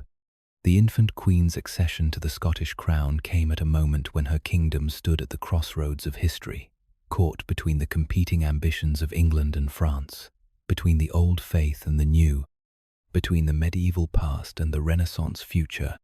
Her father, James V, had died at the age of 30, reportedly uttering the prophecy that would haunt his daughter's reign. "It can wear less, and it will gang wear less," referring to the Stuart dynasty's origins with Marjorie Bruce and his premonition of its end with his infant daughter. The baby queen's first days were spent in the relative safety of Linlithgow Palace, where her mother, Marie de Guise, kept careful watch over the child who had suddenly become the most valuable political prize in Europe. The palace, with its great hall where Scottish kings had once feasted and its private apartments where queens had given birth to the future of the realm, provided a temporary refuge from the storms gathering beyond its walls. The infant Mary's nursery, warmed by braziers that cast dancing shadows on the tapestried walls, was a haven of maternal protection in a world that was already scheming to control her destiny. The political situation that surrounded the baby queen's cradle was as complex as any in European politics. Henry VIII of England, that great collector of wives and destroyer of monasteries, saw in the infant Mary an opportunity to unite the crowns of England and Scotland through marriage to his son Edward. The French court, led by the powerful Guise family, who were the baby's maternal relatives, viewed her as a potential tool for extending French influence into the British Isles. Between these two great powers stood Scotland itself, a kingdom that had maintained its independence through centuries of struggle, but now faced the prospect of being absorbed by one of its powerful neighbours. The infant queen's betrothal to the English Prince Edward, arranged through the Treaty of Greenwich when she was barely 6 months old, represented her first experience of being treated as a political commodity rather than a person. The treaty, negotiated by Scottish nobles who hoped to secure peace with England while maintaining their own positions of power, would have transformed the baby queen into an English princess and eventually Queen of England. The sight of the infant Mary, dressed in cloth of gold and wearing a miniature crown during the betrothal ceremony, must have been both touching and tragic to observers who understood that they were witnessing the potential end of Scottish independence. The rough wooing, as Henry VIII's attempts to enforce the betrothal came to be known, transformed Scotland into a battlefield where the baby queen's future was decided not by diplomacy but by fire and sword. English armies, led by the Earl of Hertford, devastated the Scottish borderlands and threatened Edinburgh itself. Their campaign designed to force the Scots to honour their commitments regarding the infant queen's marriage. The sight of smoke rising from burned castles and towns, visible from the windows of Stirling Castle where Mary had been taken for safety, provided a harsh introduction to the realities of 16th century power politics. The decision to send the 5-year-old queen to France, made by her mother and the Scottish Parliament in 1548, represented both a desperate attempt to preserve her independence and a recognition that Scotland alone could not protect her from English ambitions. The farewell scene at Dumbarton Castle, where Marie de Guise said goodbye to her daughter knowing that they might never meet again, was described by contemporary observers as heartbreaking. The little queen, dressed in a travelling cloak, lined with ermine, and carrying a doll that had been her constant companion, was rowed out to the French galley that would carry her to safety and to a future that would be shaped by the sophisticated but treacherous world of the Valois court. The young queen's childhood at the French court unfolded like a fairy tale that would later transform into a nightmare. The Château de Fontainebleau, where she received her education, was a Renaissance palace that epitomized the cultural sophistication of 16th century France. Her tutors, chosen from among the most learned men in Europe, instructed her in Latin, Greek, French, and Italian, while her dancing masters taught her the elaborate court dances that were considered essential accomplishments for a Renaissance princess.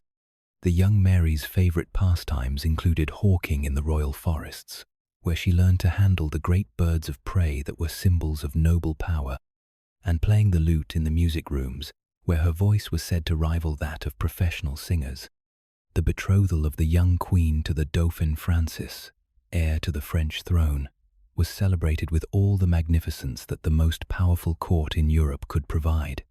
The sight of the teenage Mary, now grown into a beauty whose height and grace made her stand out even among the elegant French courtiers, exchanging vows with the sickly prince who would briefly make her Queen of France, represented the culmination of her mother's diplomatic strategy. The wedding ceremony, conducted in the Cathedral of Notre Dame, with all the pageantry that the occasion demanded, transformed the Scottish Queen into a French princess and potential ruler of the most powerful kingdom in Europe. The young queen's brief reign as Queen of France, following her husband's early death, provided her with her first taste of real power and her first experience of the loneliness that accompanies the throne.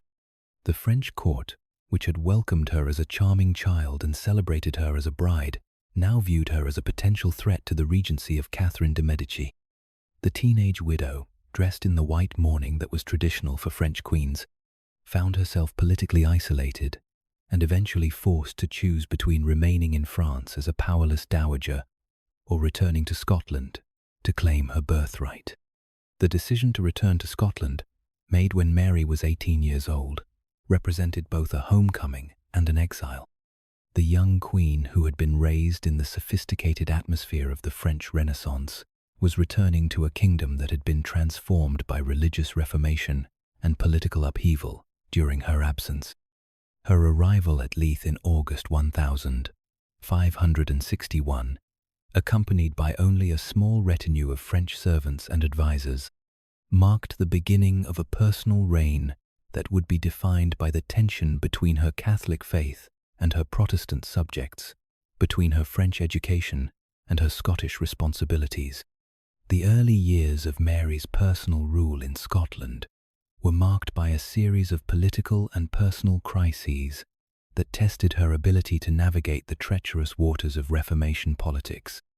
Her marriage to Lord Darnley, a decision that appeared to strengthen her claim to the English succession, but which introduced a new element of instability into Scottish politics, was celebrated with traditional Scottish ceremonies that contrasted sharply with the elegant French court rituals she had known in her youth. The birth of her son James, the future James VI of Scotland and I of England, provided the Scottish succession with the security it had lacked since her own infancy, though it also created new complications in the already complex web of British dynastic politics. The tragic sequence of events that led to Mary's downfall, the murder of Darnley, her controversial marriage to the Earl of Bothwell, and her eventual abdication and flight to England, represented the culmination of pressures that had been building since her infancy. The Queen, who had been pawned between England and France as a baby, found herself caught between the competing demands of her Scottish subjects and her English cousin Elizabeth. Her final imprisonment and execution, ordered by the same English crown that had once sought to control her through marriage, brought to a close a life that had been shaped by the political calculations of others from its very beginning. The infant who had inherited the Scottish throne during a thunderstorm grew into a woman whose own life was marked by the same turbulence that had characterized her accession.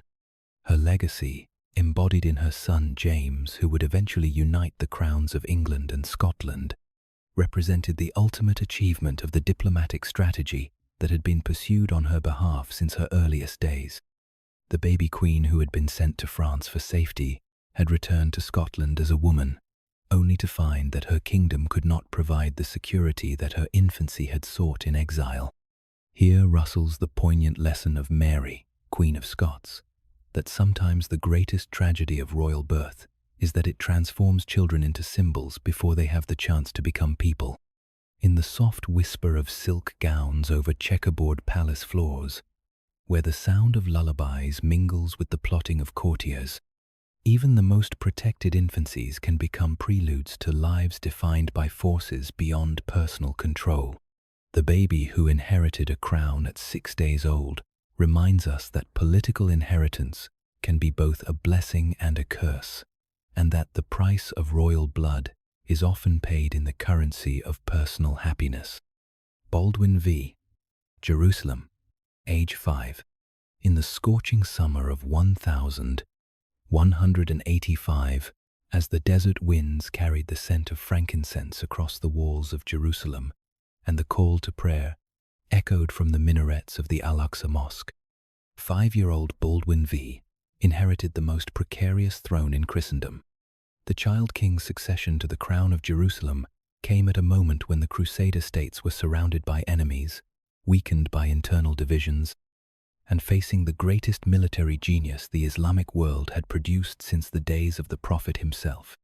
The boy who would wear the crown of the Holy City had been born into a world where Christian knights prayed in churches built on the ruins of Roman temples, where the morning sun gleamed off the golden dome of the rock, and where the fate of empires was decided by the loyalty of desert winds and the endurance of men who fought for their vision of God.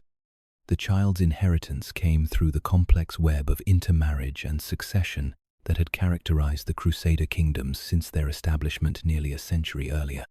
His grandfather, Baldwin IV, known to history as the Leper King, had ruled with extraordinary courage, despite the disease that slowly consumed his body, earning the respect of enemies and allies alike through his military victories and his refusal to surrender to either illness or despair. The young Baldwin's mother, Sibylla, had married Guy de Lusignan, a French nobleman whose political ambitions exceeded his military capabilities and whose presence in the royal family had created divisions that would prove fatal to the kingdom's survival. The coronation of the 5-year-old king was conducted in the Church of the Holy Sepulchre, that most sacred of Christian sites where pilgrims from across Europe came to pray at the tomb of Christ.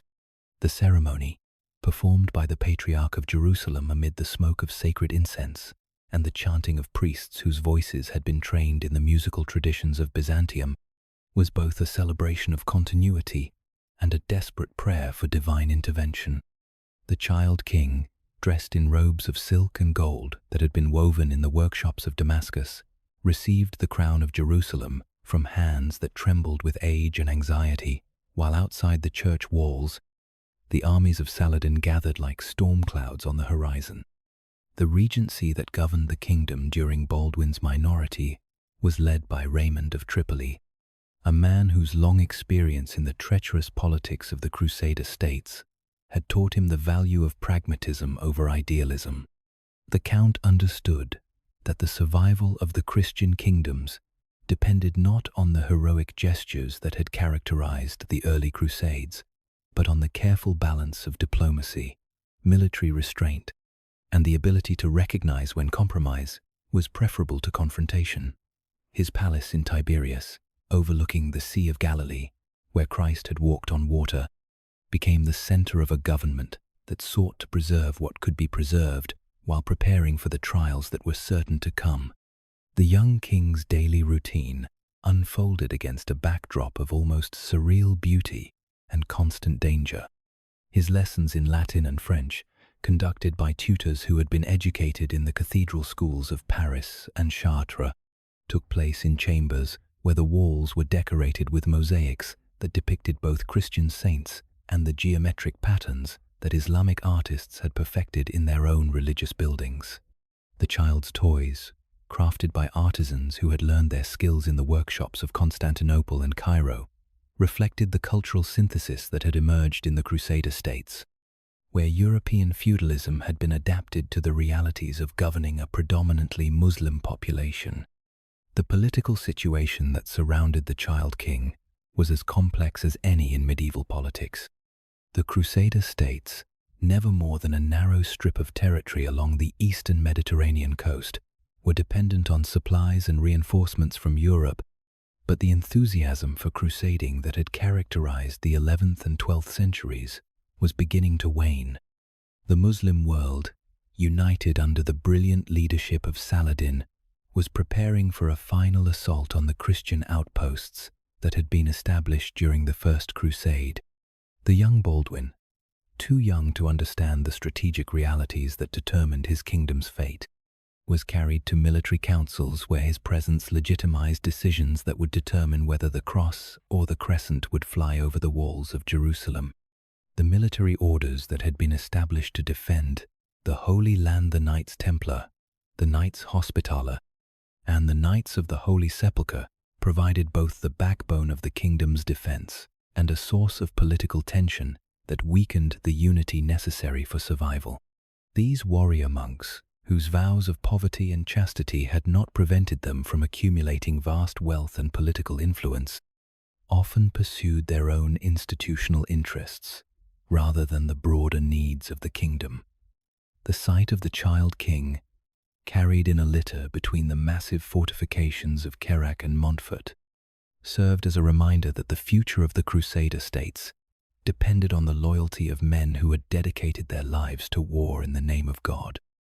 The young Baldwin's education included not just the traditional subjects of medieval kingship, but also the unique challenges of ruling a kingdom where Christians were a minority among subjects who spoke Arabic, practiced Islam, and maintained commercial relationships with the very enemies that the Crusader states were supposed to be fighting.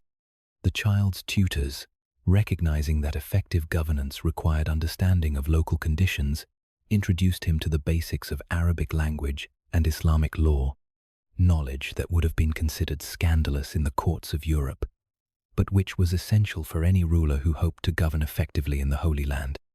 The growing threat posed by Saladin's armies created an atmosphere of constant tension that even the youngest residents of the kingdom could sense. The great fortress of Kerak, where the child king sometimes held court, was a monument to the military engineering that had made the Crusader states possible, but its massive walls and deep moats could not protect the kingdom from the strategic problems that were slowly undermining its foundation. The sight of caravans bringing supplies from the coast, their guards watching nervously for signs of Muslim raiders, provided a constant reminder that the Christian presence in the Holy Land was sustained by a logistical network that grew more tenuous with each passing year. The child king's death, which occurred during a journey to the northern city of Acre, marked the beginning of the end for the kingdom of Jerusalem. The fever that claimed him was the same kind of childhood illness that had killed countless medieval children, but his death had consequences that extended far beyond the normal tragedy of infant mortality. The succession crisis that followed, which eventually placed Guy de Lusignan on the throne, destroyed the fragile unity that had been the kingdom's greatest strength and set the stage for the military disasters that would follow. The Battle of Hattin, fought less than 2 years after Baldwin V's death, represented the catastrophic fulfillment of the fears that had surrounded the child king's reign. The defeat of the Christian army, the capture of the True Cross, and the subsequent fall of Jerusalem to Saladin's forces marked the end of the first phase of the Crusader presence in the Holy Land. The young king, who had been carried through the streets of Jerusalem in triumph, was succeeded by rulers who would watch those same streets fall to Muslim armies, their defeat a consequence, not of military weakness, but of the political divisions that had weakened the kingdom from within.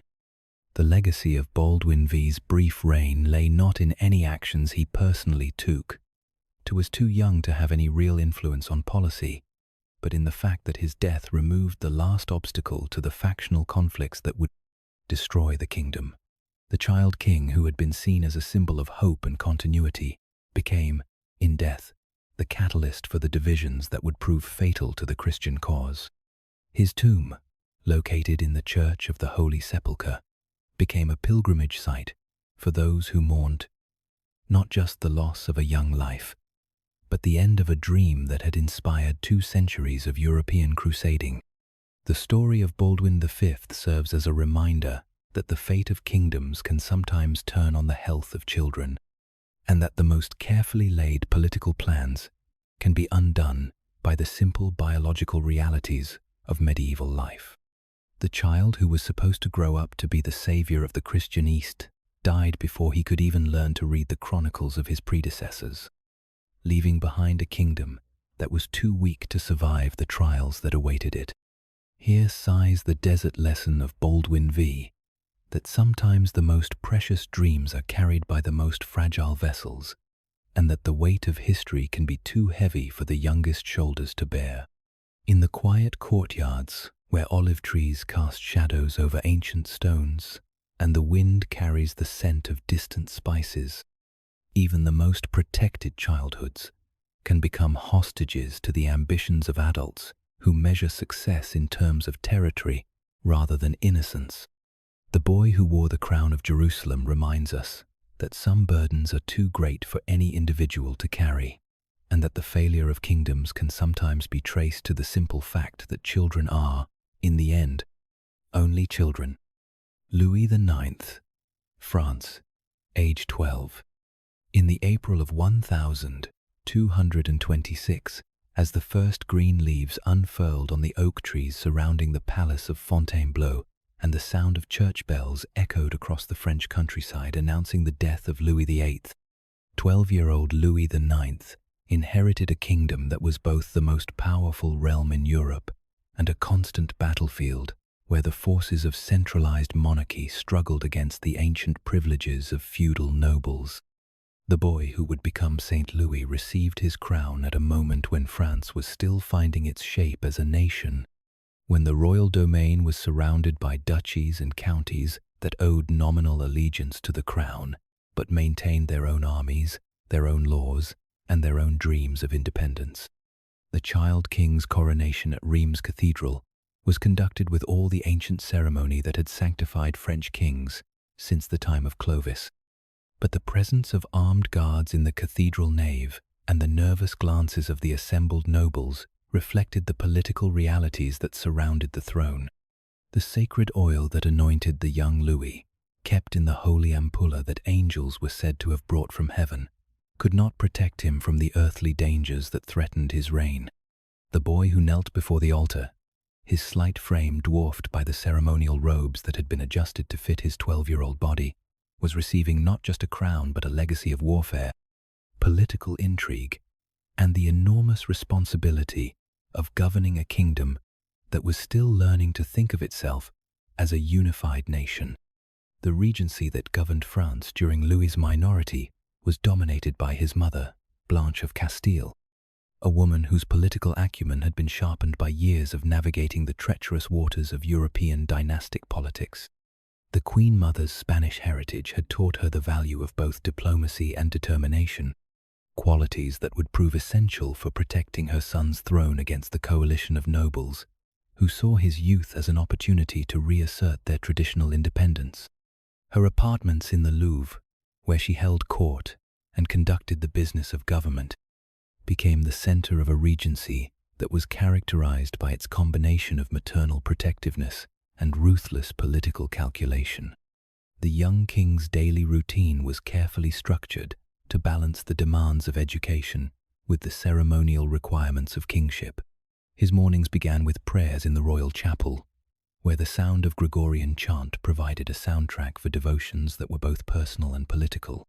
The boy's tutors, chosen from among the most learned clerics in France, instructed him in Latin, theology, and the legal principles that would be essential for effective governance.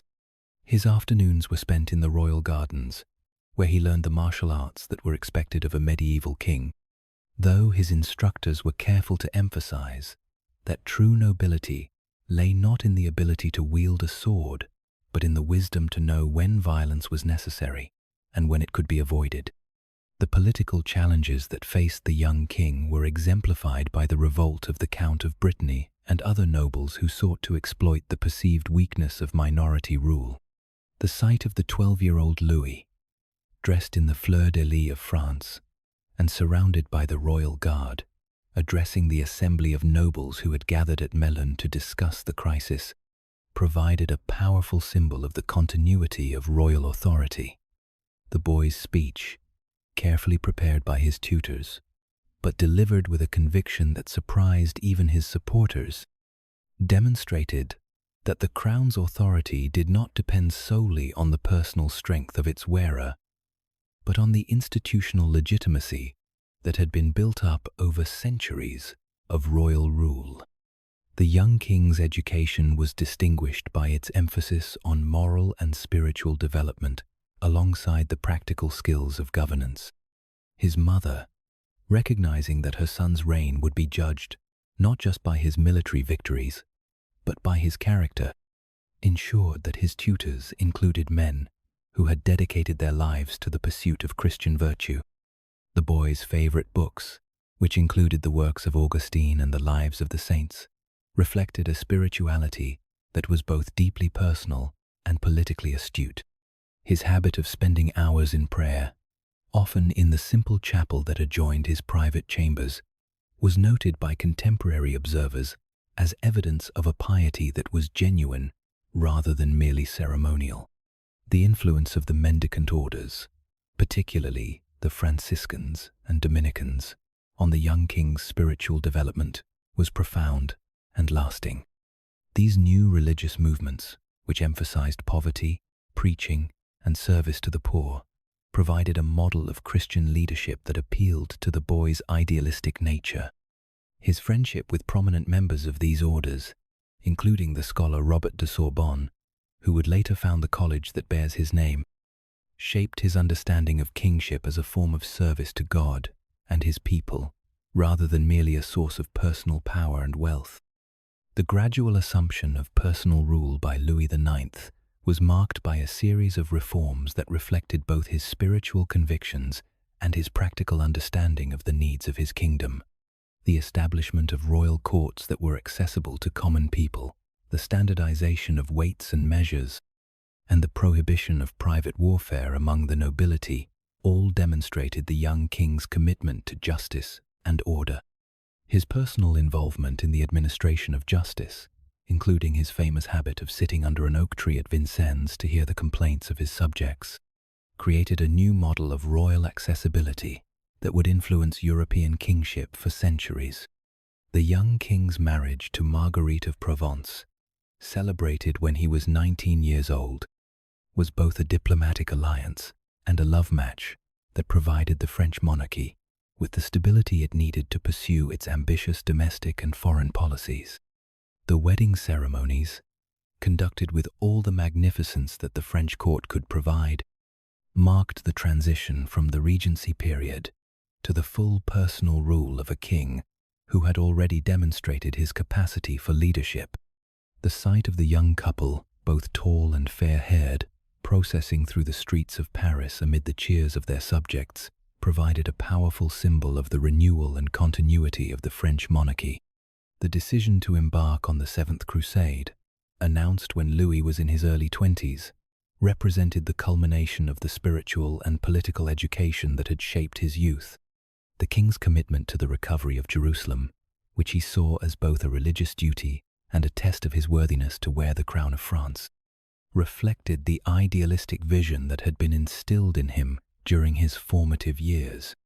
The elaborate preparations for the crusade, which included the construction of a new port at Aigues-Mortes and the negotiation of alliances with other European powers, demonstrated the organizational skills that the young king had developed during his years of training for leadership.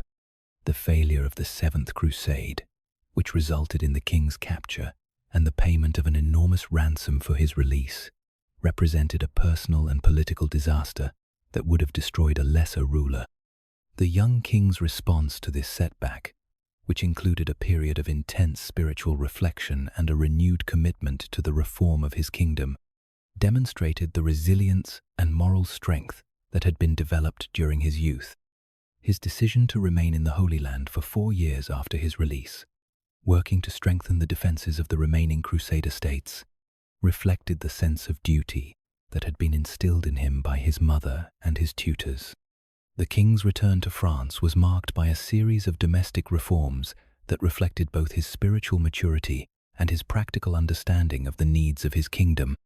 The establishment of new institutions for the administration of justice, the standardization of the currency, and the codification of French law all demonstrated the young king's commitment to creating a more just and efficient government.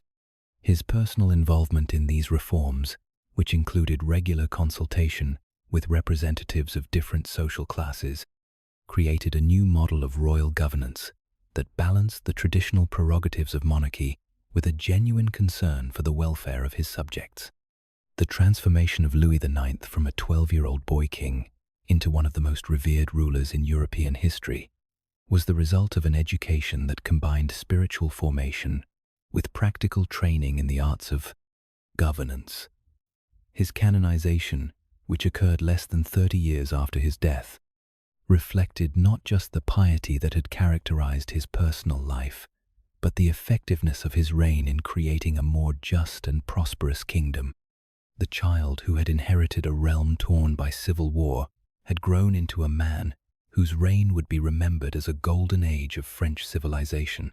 Here glows the luminous lesson of Louis IX, that sometimes the greatest rulers are those who understand that power is not an end in itself, but a means of serving something greater than themselves.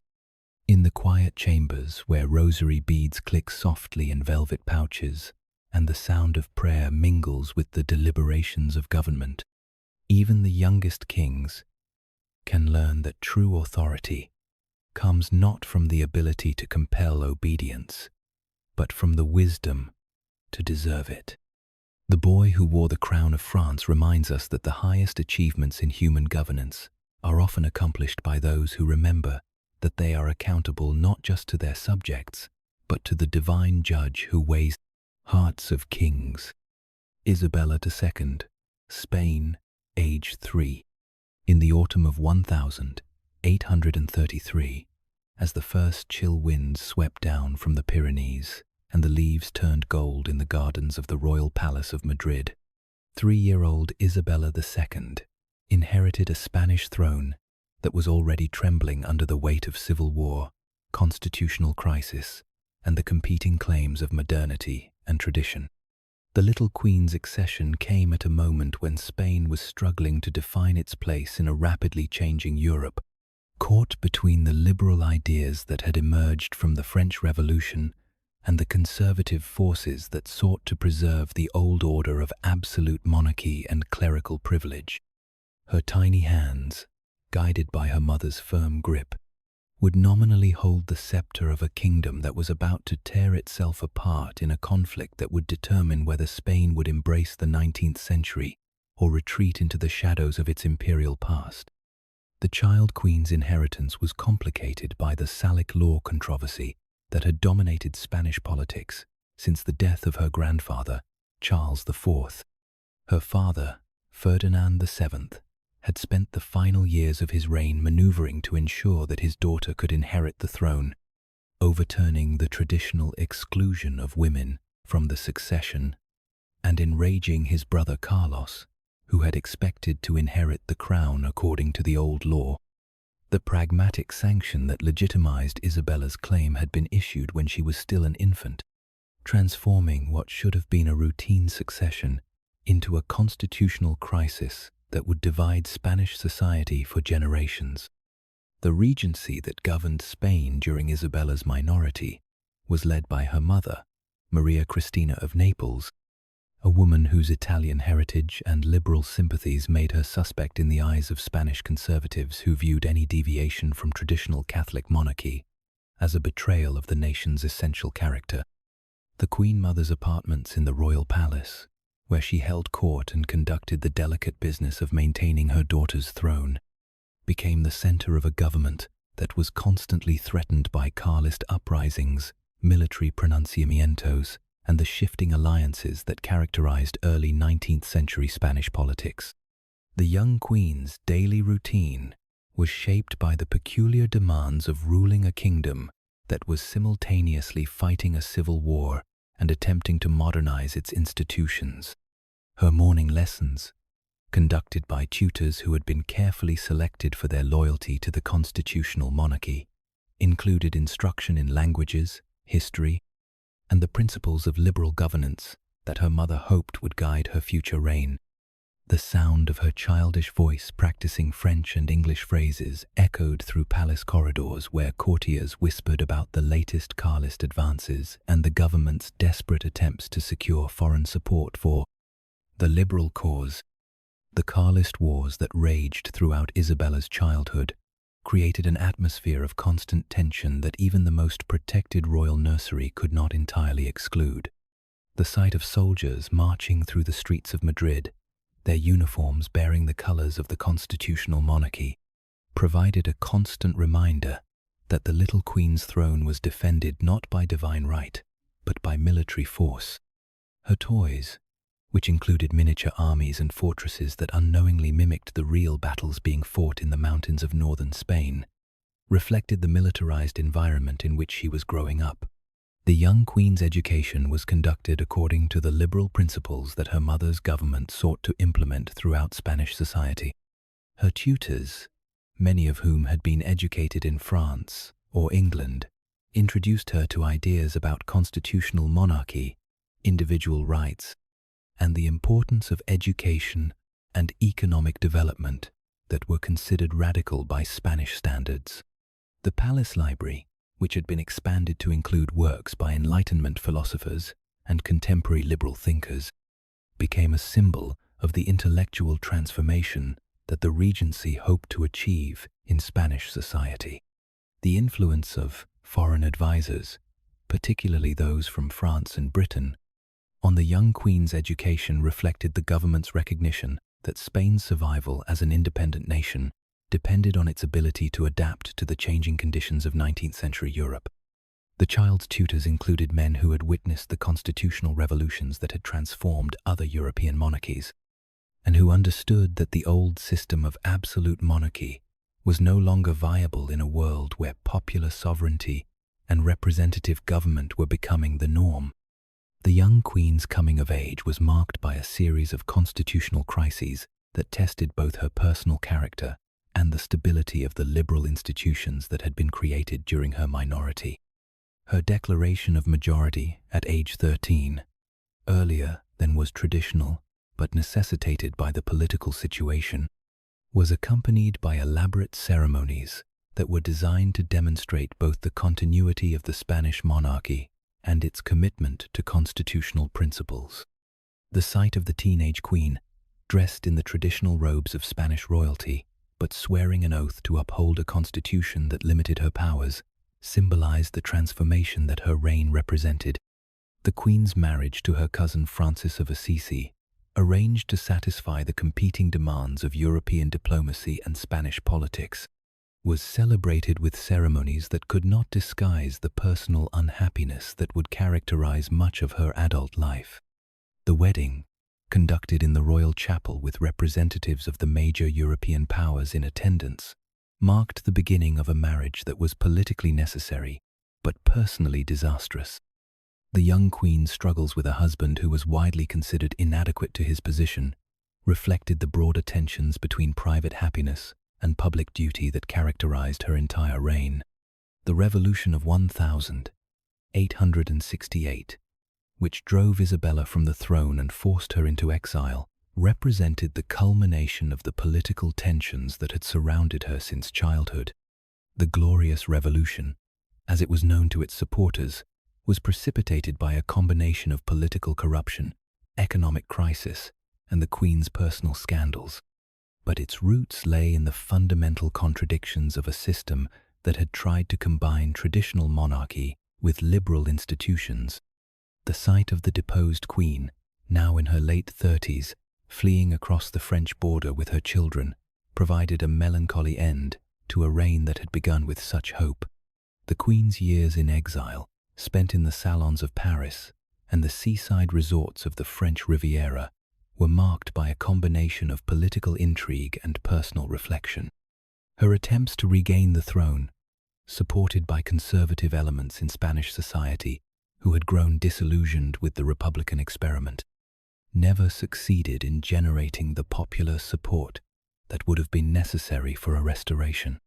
The woman who had once been the most powerful figure in Spanish politics found herself reduced to the role of a pensioner, dependent on the charity of foreign governments and the loyalty of a dwindling band of supporters.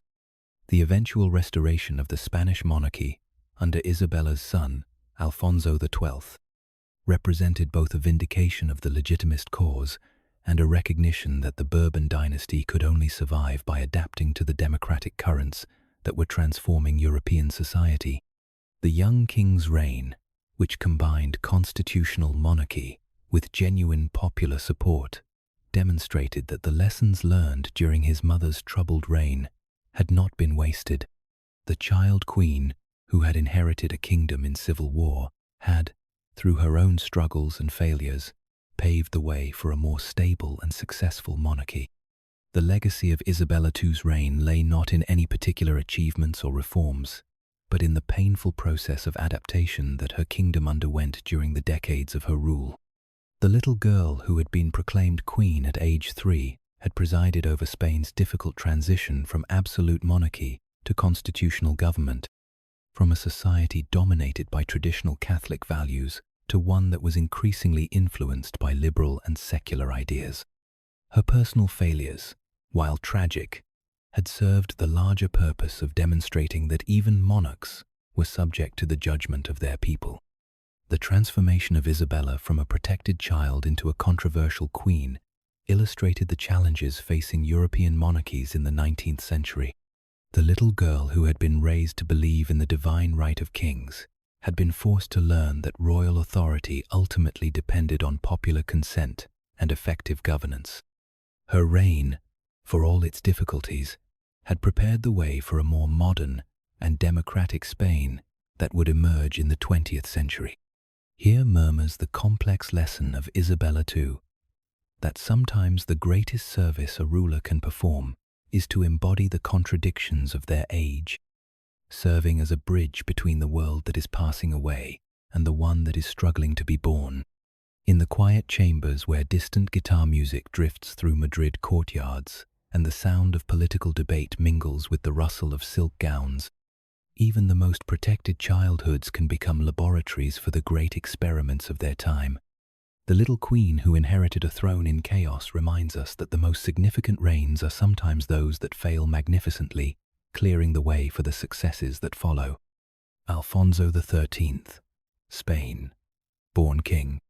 On the morning of May 17, 1886, as the bells of Madrid rang out across the Spanish capital and cannon fire announced the birth of a new prince, Alfonso XIII entered the world as the only monarch in European history to be born already wearing a crown. The infant's arrival was greeted with a mixture of joy and relief by a Spanish people who had endured decades of political turmoil, civil war, and the uncertain experiment of republican government. His mother, Queen Maria Cristina of Austria, had spent the months of her pregnancy knowing that the child she carried would either inherit the restored throne of Spain or be born into exile, depending on the unpredictable currents of late 19th century European politics. The circumstances of Alfonso's birth were both extraordinary and poignant. His father, Alfonso XII, had died of tuberculosis 6 months before his son's birth, leaving behind a kingdom that was still healing from the wounds of the previous century's conflicts. The young king's posthumous arrival was seen by many Spaniards as a sign of divine providence, a gift from heaven that would restore stability to a nation that had been torn apart by competing visions of its future. The infant's first cry, echoing through the chambers of the royal palace, was answered by the cheers of crowds who had gathered in the streets to await news of the birth. The regency that governed Spain during Alfonso's minority was led by his mother, Maria Cristina, a woman whose Austrian heritage and careful political instincts made her an ideal guardian for a throne that remained vulnerable to the Republican and anarchist movements that continued to challenge the restored monarchy. The Queen Mother's apartments in the royal palace became the center of a government that sought to balance the demands of modernization with the preservation of traditional Spanish values. Her daily audiences, conducted while the infant king slept in his ornate cradle nearby, were a constant reminder that the future of the Spanish monarchy literally rested in the hands of a child. The young king's nursery was designed to reflect both his royal status and the hopes that his subjects placed in his future reign. The walls were decorated with maps of the Spanish Empire, though by 1886, that empire had been reduced to a few scattered islands in the Caribbean and the Pacific. His toys, crafted by the finest artisans in Europe, included miniature ships that recalled Spain's great age of exploration and discovery, as well as toy soldiers dressed in the uniforms of the contemporary Spanish army. The contrast between these symbols of past glory and present reality would define much of Alfonso's later reign. The infant king's education began almost immediately, with tutors who understood that they were preparing him to rule a nation that was struggling to find its place in the modern world. His first lessons, conducted in the palace nursery while he played with blocks and toy horses, included instruction in the languages that would be essential for European diplomacy: French, English, and German. The sound of his childish voice practicing foreign phrases mixed with the Spanish lullabies that his nurses sang to him, creating a linguistic environment that reflected Spain's position between its traditional isolation and its need to engage with the broader European community. The political challenges that surrounded the infant king's throne were exemplified by the loss of Spain's remaining American colonies during the Spanish-American War of 1898. The disaster of 1898, as it came to be known, occurred when Alfonso was only 12 years old, but its impact on Spanish national consciousness would influence his entire reign. The sight of the teenage king, dressed in the uniform of a Spanish admiral, reviewing troops that had returned from the humiliating defeat in the Philippines, provided a poignant symbol of a nation that was being forced to confront the gap between its imperial pretensions and its actual capabilities. The young king's coming of age was marked by his assumption of personal rule in 1902, when he was 16 years old. The ceremony, conducted in the Spanish Parliament with representatives of the major European powers in attendance, was both a celebration of constitutional monarchy and a recognition that Spain's future depended on its ability to adapt to the changing conditions of the 20th century. The sight of the teenage king, tall and handsome in his dress uniform, taking the oath to uphold the Spanish Constitution, provided a moment of hope for a nation that had endured decades of political instability. The king's marriage to Victoria Eugenie of Battenberg, a granddaughter of Queen Victoria, was intended to strengthen Spain's ties with the major European powers and provide the monarchy with the international legitimacy it needed to survive in an increasingly democratic age. The wedding, conducted in Madrid's San Geronimo Church in 1906, was marred by an anarchist bombing that killed several spectators and nearly claimed the lives of the royal couple. The attack, which occurred on what should have been the happiest day of the king's life, provided a grim reminder of the revolutionary forces that continued to threaten the Spanish monarchy. The challenges of Alfonso's reign were compounded by Spain's difficult position during World War I, when the country's neutrality was tested by the competing pressures of the Allied and Central Powers. The young king's personal sympathies lay with the Allies, particularly with Britain, but his government's official neutrality reflected the complex realities of Spanish politics and the nation's inability to play a major role in European affairs. The sight of the king, now in his 30s, reviewing Spanish troops who would remain on the sidelines while Europe tore itself apart, symbolized Spain's reduced status in the international community. The growing influence of military officers in Spanish politics, which would eventually lead to the dictatorship of Primo de Rivera, reflected the broader challenges facing European monarchies in the aftermath of World War I. The young king's relationship with the military, which had been cultivated since his childhood, became both a source of support and a potential threat to the constitutional system that had been established during his minority.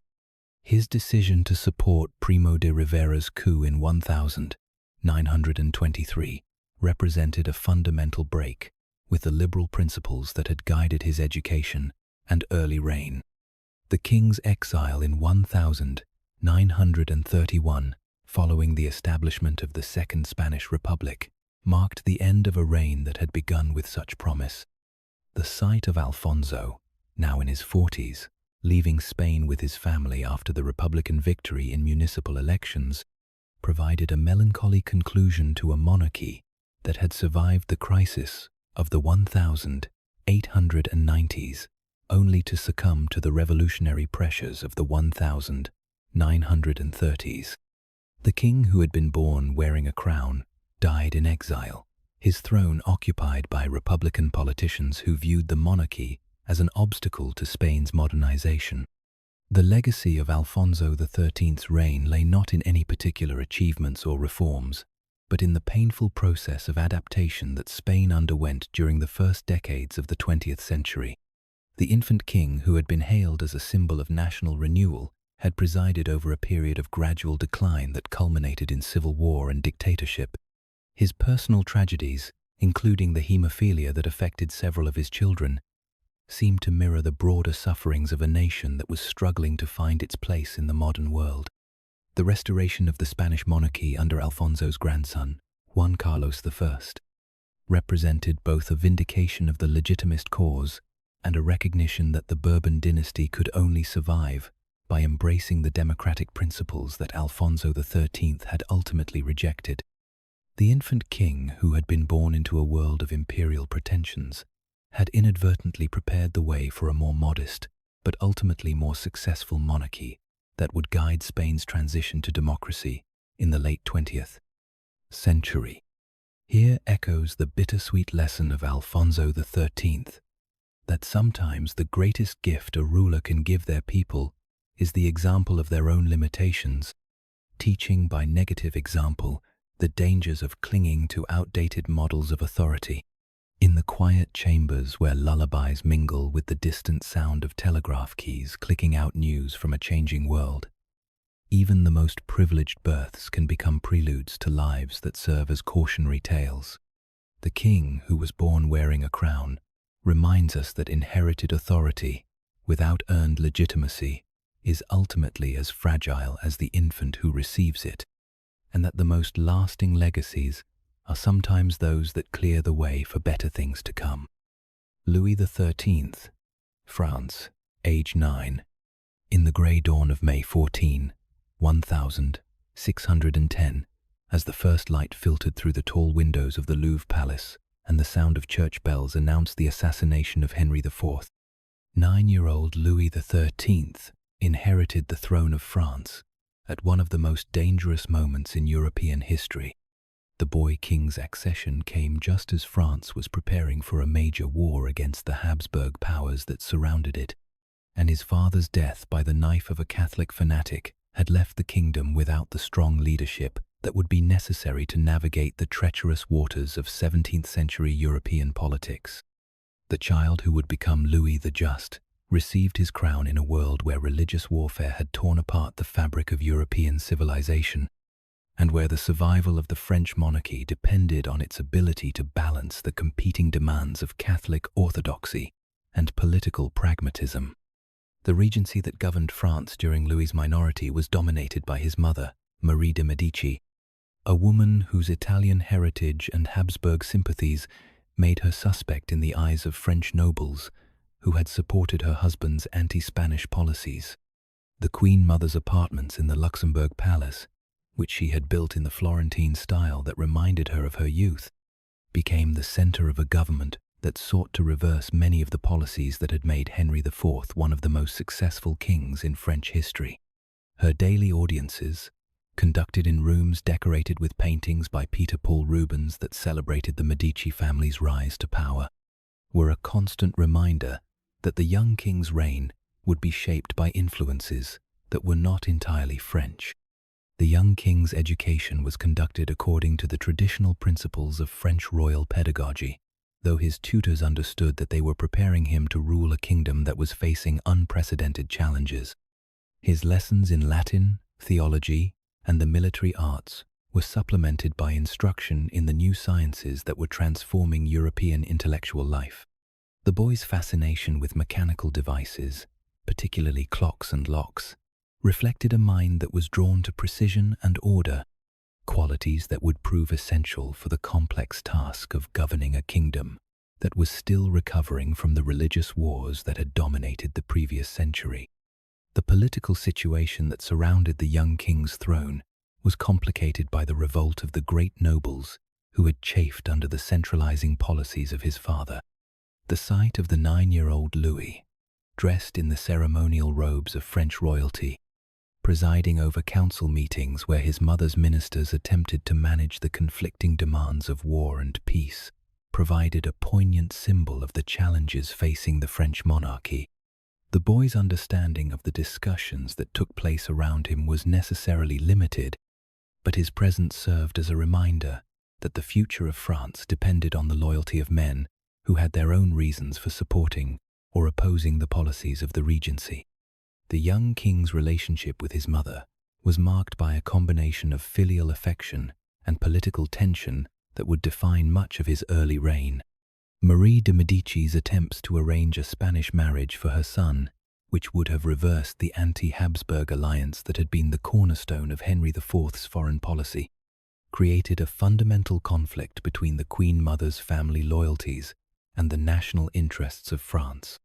The boy's growing awareness of this tension, reflected in his increasingly frequent conflicts with his mother's advisors, demonstrated a political maturity that surprised observers who had expected him to remain under maternal influence for many years. The crisis that led to Louis's assumption of personal rule at age 16 was precipitated by the growing influence of Concino Concini, an Italian adventurer who had gained control over the regency government through his relationship with the Queen Mother. The young king's decision to order Concini's assassination, carried out by his guards in the courtyard of the Louvre, represented both a dramatic assertion of royal authority and a recognition that effective government required the elimination of ministers who put their own interests above those of the crown.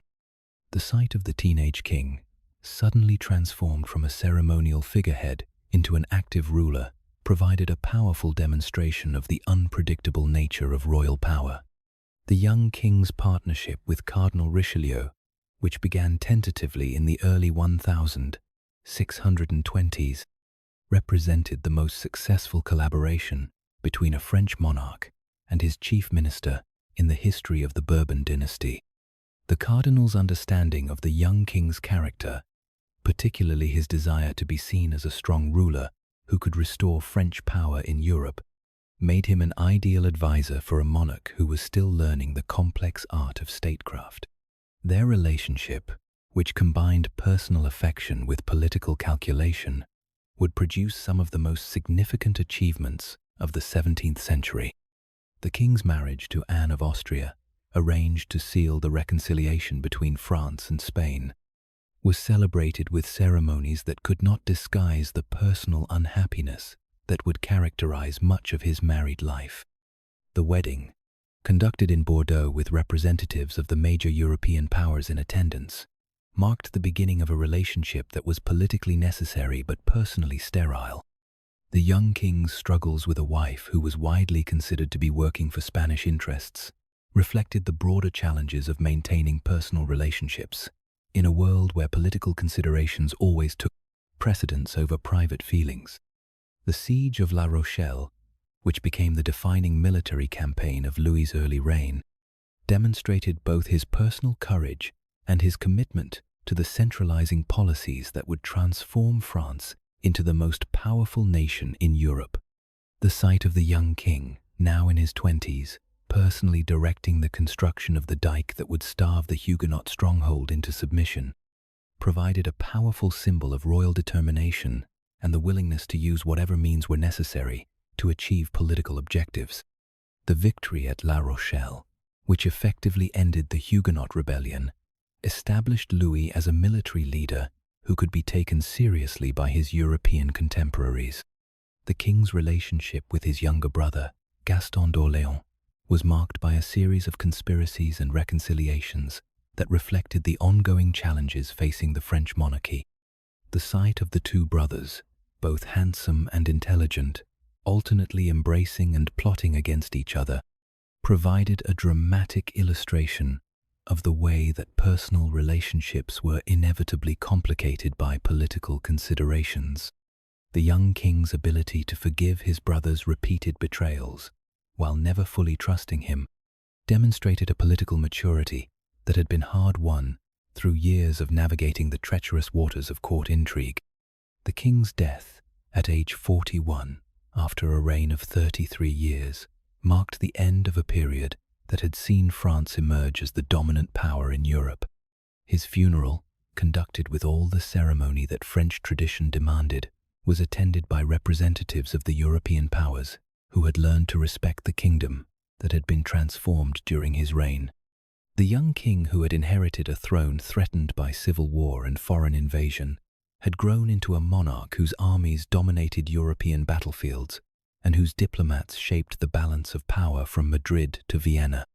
The legacy of Louis XIII's reign lay not in any particular achievements or conquests, but in the institutional transformation that had prepared France for the even greater successes that would follow under his son. The boy, king, who had been overshadowed by his mother's regency, had grown into a ruler who understood that effective monarchy required the careful balance of personal authority with ministerial expertise. His reign demonstrated that even the most unpromising circumstances could be overcome by patience, determination, and the willingness to learn from both success and failure. The transformation of Louis XIII from a 9-year-old boy who had inherited a kingdom in crisis into a mature ruler who had restored French power in Europe represented one of the most successful examples of royal education in European history. The child, who had been dominated by his mother's advisors, had grown into a man who could work effectively with ministers like Richelieu while maintaining his own independence and authority. His reign provided a model of constitutional monarchy that would influence European politics for centuries to come. Here rustles the patient lesson of Louis XIII, that sometimes the greatest rulers are those who learn to wait for their moment and then act with decisive authority when that moment arrives. In the quiet chambers where the soft sound of fleur-de-lis tapestries stirs in the dawn light, and the distant murmur of court intrigue mingles with the scratch of diplomatic correspondence, even the most overshadowed childhoods can become apprenticeships for greatness. The boy who grew up in his mother's shadow reminds us that true authority is not inherited, but earned, and that the most lasting achievements are often accomplished by those who understand that power shared wisely is power multiplied infinitely. Louis XIV, France, age 4. In the September of 1643, as the autumn mist rolled across the gardens of the Château of Saint-Germain-en-Laye, and the first yellow leaves began to fall from the ancient oaks that had witnessed the childhood of French kings for generations, 4-year-old Louis XIV inherited the throne of France at the moment when his kingdom stood poised to become the dominant power in Europe. The boy, who would become known as the Sun King, received his crown during the final phase of the 30 Years' War, when French armies were pushing back the Habsburg forces that had threatened to encircle the realm for over a century. His small hands, barely able to grasp the golden scepter during the coronation ceremony at Reims, would nominally guide France through the greatest expansion of royal power in European history. The child king's inheritance was both magnificent and terrifying. The France that he received from his father, Louis XIII, was militarily ascendant but financially exhausted, possessed of the finest army in Europe, but burdened with debts that threatened to undermine the very foundations of royal authority. The regency that governed in his name was led by his mother, Anne of Austria, a woman whose Spanish heritage had once made her suspect, but whose fierce devotion to French interests had been proven through years of political struggle. Her partnership with Cardinal Mazarin, the Italian-born minister who had inherited the political legacy of Richelieu, created a government that was both effective and vulnerable to the attacks of nobles who saw the boy king's minority as an opportunity to recover the power that had been stripped from them during the previous reign. The young king's early years were marked by the trauma of the Fronde, the civil war that erupted when he was 10 years old and would shape his understanding of royal power for the rest of his life. The sight of the boy king, awakened in the middle of the night and hurried from his bed at the Palais Royal to escape the advancing armies of rebellious nobles, provided a defining moment that would influence his entire approach to monarchy. The cold January air that struck his face as he was carried through the darkened streets of Paris, the sound of his mother's whispered prayers, and the distant glow of torches carried by soldiers who might be loyal or treacherous, all of these sensory memories would return to him decades later when he decided that the monarchy must never again be dependent on the loyalty of subjects who could withdraw their support at will. The palace life that surrounded the young king during the regency was a careful balance between the ceremonial requirements of monarchy and the practical necessities of governing a kingdom at war. His daily routine included formal audiences where ministers presented their reports while he played with toy soldiers or practiced his writing, his childish voice occasionally interrupting the proceedings with questions that revealed both his intelligence and his innocence. The great hall of the Palais Royal, where these ceremonies took place, was decorated with tapestries depicting the victories of his father and grandfather, their heroic images serving as both inspiration and reminder of the legacy he was expected to fulfill. The young king's education was conducted according to a carefully planned curriculum that was designed to prepare him for the unique challenges of absolute monarchy. His tutors, led by the historian Hardouin de Perifix, instructed him in Latin, history, and the military arts, while his dancing master, Pierre Beauchamp, taught him the graceful movements that would make him the most elegant prince in Europe. The boy's fascination with ballet, which would become a lifelong passion, reflected not just personal taste, but a sophisticated understanding of the way that artistic performance could be used to enhance royal authority and create a sense of divine majesty around the person of the king. The influence of his mother on the young king's character was profound and lasting. Anne of Austria's devotion to her son bordered on the obsessive, but it was informed by a clear understanding of the political realities that surrounded the throne. Her daily visits to his apartments, where she would oversee his meals and review his lessons, were conducted with the same attention to detail that she brought to affairs of state. The boy's awareness of his mother's sacrifices on his behalf, including her decision to remain unmarried after his father's death, despite numerous opportunities for advantageous alliances, created a sense of filial obligation that would influence his relationships with women throughout his life. The gradual assumption of personal rule by Louis XIV, which began in his teens and was completed with the death of Cardinal Mazarin in 1661, marked the beginning of a new phase in European history. The young king's decision to serve as his own chief minister, announced to his astonished courtiers the morning after Mazarin's death, represented a break with the tradition of ministerial government that had characterized French politics since the time of Richelieu. The sight of the 22-year-old king, tall and magnificent in his ceremonial robes, announcing that he would henceforth govern alone, provided a dramatic symbol of the absolute monarchy that would define his reign. The construction of Versailles, which began as a modest hunting lodge but would eventually become the most magnificent palace in Europe, represented the physical embodiment of the young king's vision of monarchy. The decision to move the court from Paris to Versailles was motivated partly by his memories of the Fronde and his determination to create a setting where the nobility would be dependent on royal favor rather than capable of independent action.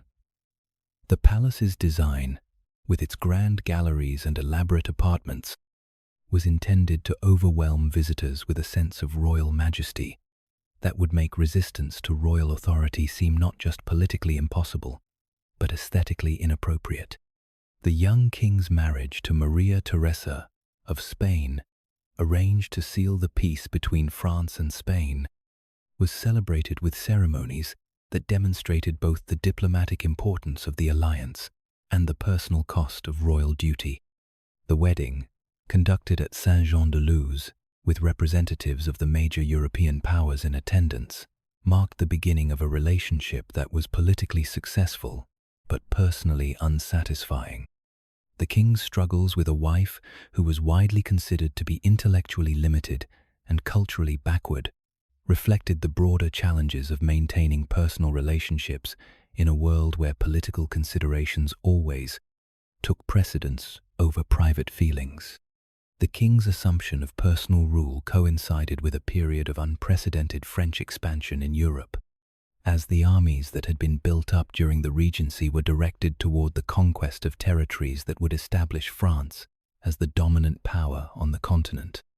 The sight of the young king, now in his 20s, personally leading his armies into battle and sharing the hardships of military campaigns, provided a powerful symbol of royal leadership that enhanced his reputation throughout Europe.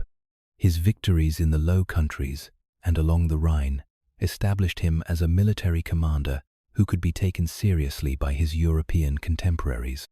The cultural flowering that characterized the early years of Louis XIV's personal rule was exemplified by the patronage he extended to artists, writers, and musicians who would define the classical age of French civilization.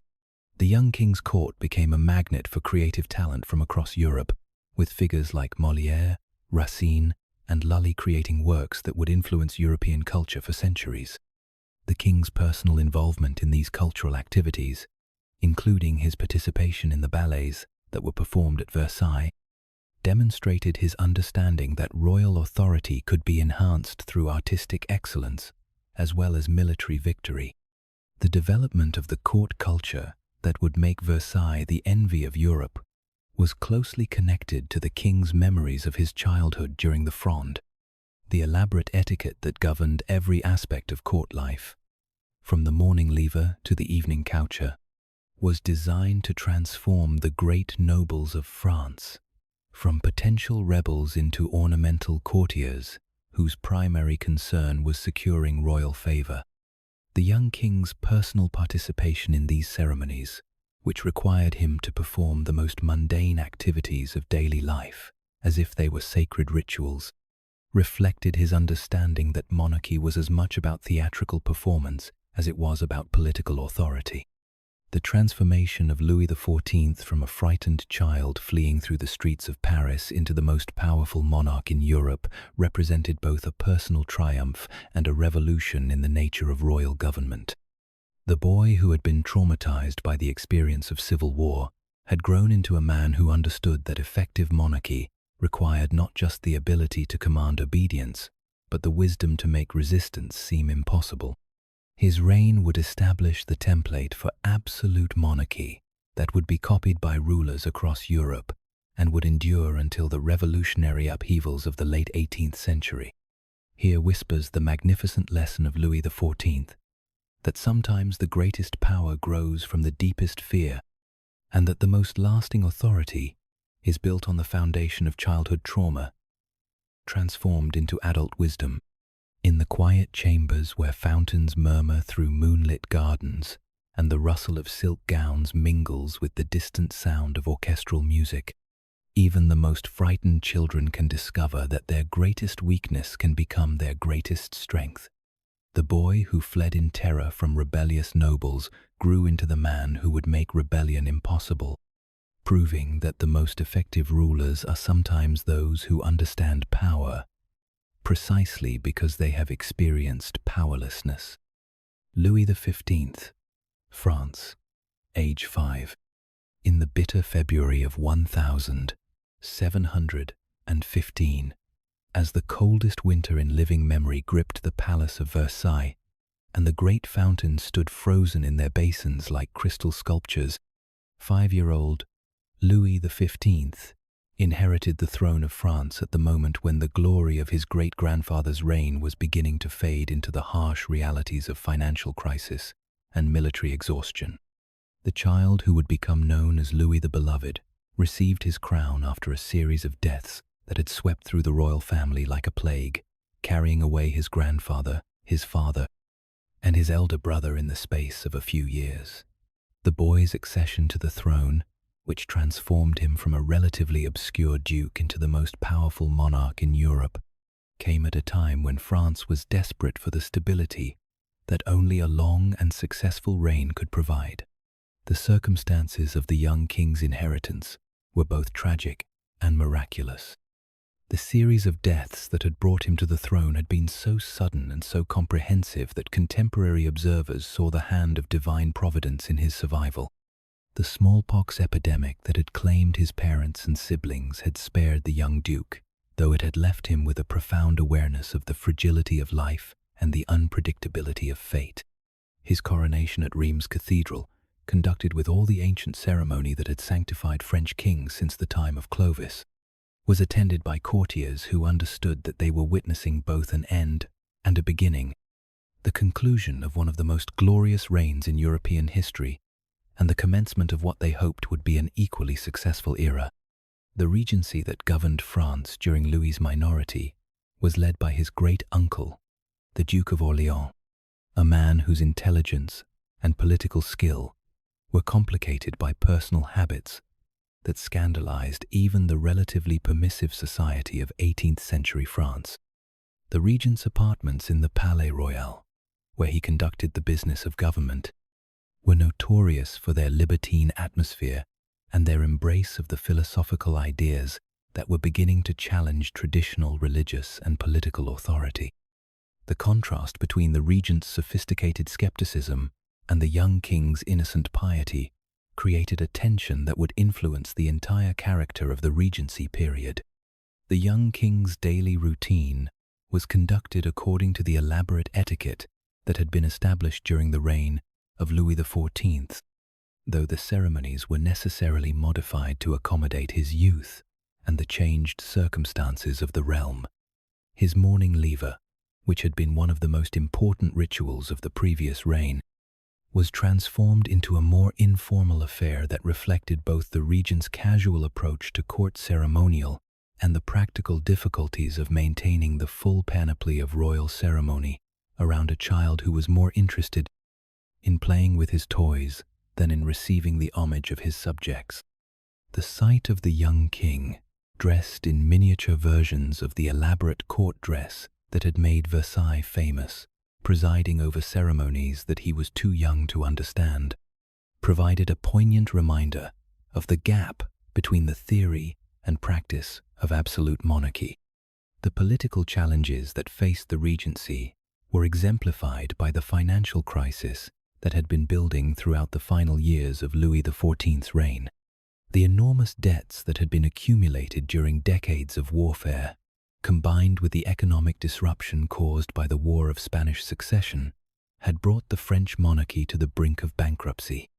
The young king's theoretical ownership of the vast palace of Versailles, with its thousands of rooms and its army of servants, was overshadowed by the practical reality that the royal treasury was empty and that the government was dependent on the willingness of wealthy financiers to extend credit to a regime that was already dangerously overextended. The young king's education was conducted according to the traditional principles of French royal pedagogy, though his tutors understood that they were preparing him to rule a kingdom that was facing unprecedented challenges. His lessons in Latin, history, and the military arts were supplemented by instruction in the new sciences and philosophies that were transforming European intellectual life. The boy's fascination with mechanical devices, particularly clocks and scientific instruments, reflected a mind that was drawn to precision and order, qualities that would prove essential for the complex task of governing a kingdom that was struggling to adapt to the changing conditions of the 18th century. The influence of Cardinal Fleury, who became the young king's chief minister and remained in that position for nearly 2 decades, was crucial in providing the stability that France needed to recover from the excesses of the previous reign. The cardinal's gentle guidance of the young king, combined with his careful management of the kingdom's finances and his prudent foreign policy, created a period of relative peace and prosperity that allowed France to rebuild its strength after the exhausting wars of the early 18th century. The sight of the elderly cardinal, bent with age but still sharp in his political calculations, tutoring the young king in the arts of statecraft, provided a touching symbol of the continuity that connected the old France with the new. The young king's marriage to Maria Leszczyńska, daughter of the deposed King of Poland, was arranged to provide France with a useful alliance, while avoiding the complications that might have arisen from a match with a princess from one of the major European powers. The wedding, celebrated when Louis was 15 years old, was conducted with ceremonies that were magnificent but deliberately restrained, reflecting the government's recognition that the extravagances of the previous reign had contributed to the kingdom's financial difficulties.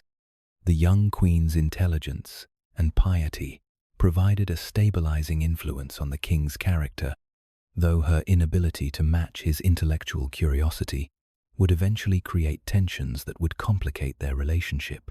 The king's assumption of personal rule, which occurred gradually during the 1740s as Cardinal Fleury's influence waned, marked the beginning of a more active phase in French politics. The young king's decision to involve himself directly in the conduct of the War of Austrian Succession, including his personal participation in military campaigns, demonstrated a commitment to the traditions of warrior kingship that had characterized his predecessors. His near-fatal illness during the Siege of Metz in 1744, which prompted an outpouring of popular concern that earned him the title Louis the Beloved, provided a powerful reminder of the emotional bond that still connected the French people to their monarch, despite the growing influence of Enlightenment ideas that questioned the foundations of royal authority. The cultural transformation that characterized the middle years of Louis XV's reign was exemplified by the patronage that he extended to the artists and writers who would define the French Enlightenment. The young king's court became a center of intellectual activity that rivaled the great salons of Paris, with figures like Voltaire, Diderot, and Rousseau creating works that would influence European thought for generations. The king's personal relationship with Madame de Pompadour, which began as a romantic attachment but evolved into a sophisticated political partnership, demonstrated his understanding that effective monarchy required not just the ability to command obedience, but the wisdom to cultivate the support of influential intellectuals and cultural figures. The gradual decline in the king's popularity, which began in the 1750s and continued throughout the remainder of his reign, reflected the growing gap between the expectations of his subjects and the realities of 18th-century monarchy. The young king, who had been hailed as the beloved savior of France, found himself increasingly criticized for his personal relationships, his expensive court, and his inability to resolve the fundamental problems that were undermining the stability of the old regime. The sight of the aging king, still handsome but worn down by decades of political struggle, presiding over a court that was increasingly out of touch with the needs of his subjects, provided a melancholy symbol of the decline of absolute monarchy in France. The king's death from smallpox in 1774, the same disease that had claimed his parents and siblings 60 years earlier, marked the end of a reign that had begun with such promise, but had gradually deteriorated into disappointment and recrimination. His funeral, conducted with all the ceremony that French tradition demanded, was attended by subjects who mourned not just the loss of their king, but the end of an era that had once seemed to promise unlimited possibilities for French greatness. The young king who had inherited the most powerful throne in Europe had lived to see that power gradually eroded by forces that he could neither understand nor control. The legacy of Louis XV's reign lay not in any particular achievements or reforms, but in the painful process of adaptation that France underwent during the middle decades of the 18th century. The child king, who had been raised to believe in the divine right of absolute monarchy, had lived to see that authority challenged by philosophers, criticized by parliaments, and undermined by the practical difficulties of governing a modern state according to medieval principles. His reign demonstrated that even the most successful political systems eventually become obsolete if they fail to adapt to changing circumstances. The transformation of Louis XV from a beloved child king into a controversial monarch illustrated the challenges facing European monarchies in the Age of Enlightenment. The boy who had been raised to believe in the magical authority of kingship had been forced to learn that royal power ultimately depended on the consent of the governed and the ability of rulers to meet the practical needs of their subjects. His reign provided a bridge between the absolute monarchy of Louis XIV and the constitutional crisis that would engulf his successor, demonstrating that political change often occurs gradually and almost imperceptibly until it reaches a tipping point that transforms everything. Here murmurs the wistful lesson of Louis XV, that sometimes the greatest tragedy is not dramatic failure, but the slow erosion of once unquestioned authority, the gradual realization that the world has changed while the institutions that govern it have remained frozen in time. In the quiet chambers where faint harp strings echo through mirrored halls, and the sound of philosophical debate mingles with the rustle of silk court dress, even the most beloved kings can discover that love freely given can be just as easily withdrawn. The boy who inherited the throne at the height of French power reminds us that the most dangerous enemies of authority are often not external foes, but the internal contradictions that grow like cracks in a foundation, invisible until the moment when the whole structure begins to crumble. John I, the posthumous, France, born king.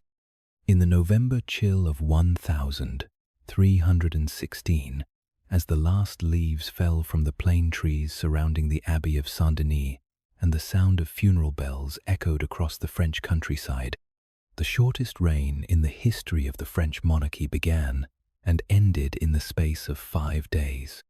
John I, called the Posthumous, entered the world as King of France on November 15 and departed it on November 19. His entire existence compressed into a brief interlude between the death of his father, Louis X, and the accession of his uncle, Philip V. The infant king's story, though measured in hours rather than years, would have consequences that would echo through French history for generations, raising questions about the nature of royal legitimacy and the role of women in the succession that would eventually contribute to the outbreak of the 100 Years' War.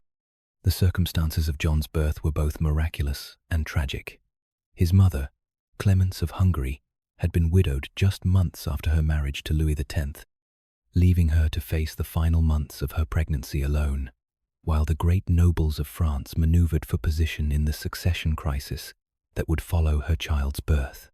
The Abbey of Saint-Denis, where she had taken refuge, was filled with the whispered prayers of monks who understood that the sex of the child she carried would determine the future of the French monarchy. The sight of the Queen Mother, heavy with child and dressed in the white of royal mourning, praying before the tombs of French kings, provided a poignant symbol of the intersection between personal tragedy and political necessity. The infant king's birth was announced with all the ceremony that French tradition demanded, though the celebrations were necessarily muted by the awareness that the child's survival was far from guaranteed.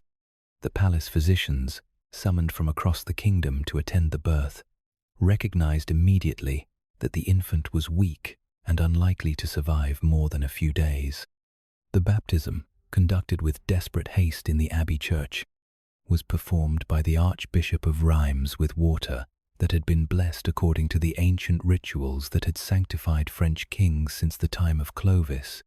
The infant's feeble cries, barely audible above the Latin prayers of the assembled clergy, provided a heartbreaking soundtrack to a ceremony that was both a celebration of birth and a preparation for death.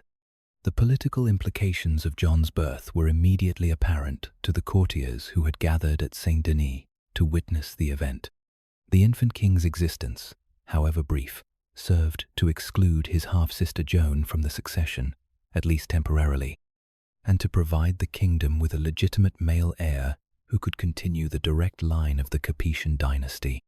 The sight of the great nobles of France, their faces grave with the weight of responsibility, prostrating themselves before a dying infant, provided a surreal illustration of the medieval conviction that royal blood carried a sacred quality that transcended the merely human circumstances of its bearer. The young king's brief reign was conducted entirely through the actions of his regents, who understood that their primary responsibility was to preserve the kingdom's stability during the uncertain period that would follow his inevitable death. The royal seal, applied to documents that the infant king could neither read nor understand, validated decisions that would affect the future of the French monarchy. The sight of the tiny king, swaddled in cloth of gold and lying in a cradle that had been used by generations of French royalty, provided a touching reminder of the continuity that connected each reign to those that had come before and would come after. The infant king's daily routine, such as it was conducted according to the protocols that had been established for royal children, though adapted to accommodate his obvious weakness and the likelihood that his life would be measured in days rather than years. His meals, consisting of milk provided by wet nurses who had been chosen for their health and moral character, were supervised by court physicians who understood that their primary role was to provide comfort rather than cure. The sound of lullabies sung by his nurses, their gentle voices mixing with the distant chanting of monks who prayed for his soul, created an atmosphere of tender melancholy that affected everyone who witnessed it. The political maneuvering that surrounded the infant king's deathbed was both respectful and ruthless. The great nobles who had come to pay their respects to the dying king were also positioning themselves for the succession struggle that would follow his death. Philip of Valois, the infant's uncle, had already begun to gather support for his own claim to the throne, while others argued for the rights of Joan, the infant's half-sister, whose exclusion from the succession would establish a precedent that would have far-reaching consequences for the future of the French monarchy. The infant king's death, when it came, was marked by the same mixture of personal grief and political calculation that had characterized his birth. The court physicians, who had maintained a constant vigil beside his cradle, recognized the signs of approaching death and summoned the clergy to perform the last rites. The sight of the Archbishop of Reims, the same prelate who had baptized the infant just days before, administering the final sacraments to a king who had never spoken a word or made a conscious decision, provided a powerful symbol of the intersection between the sacred and the political in medieval monarchy. The funeral of John I was conducted with all the ceremony that French tradition demanded, though the event was marked by an underlying tension that reflected the succession crisis that his death had precipitated.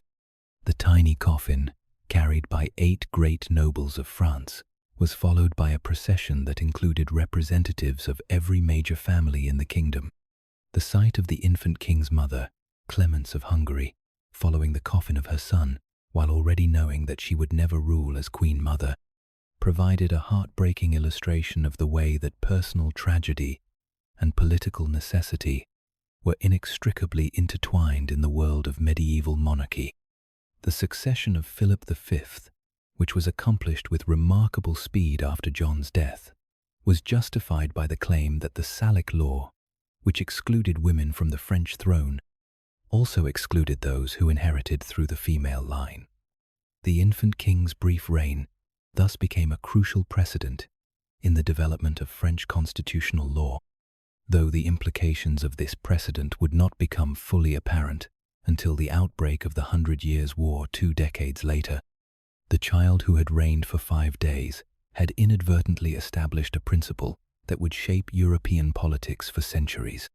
The legend of John I, which developed in the years following his death, was fed by persistent rumors that the infant king had not died naturally, but had been murdered by his uncle Philip V, or by other nobles who had a stake in the succession.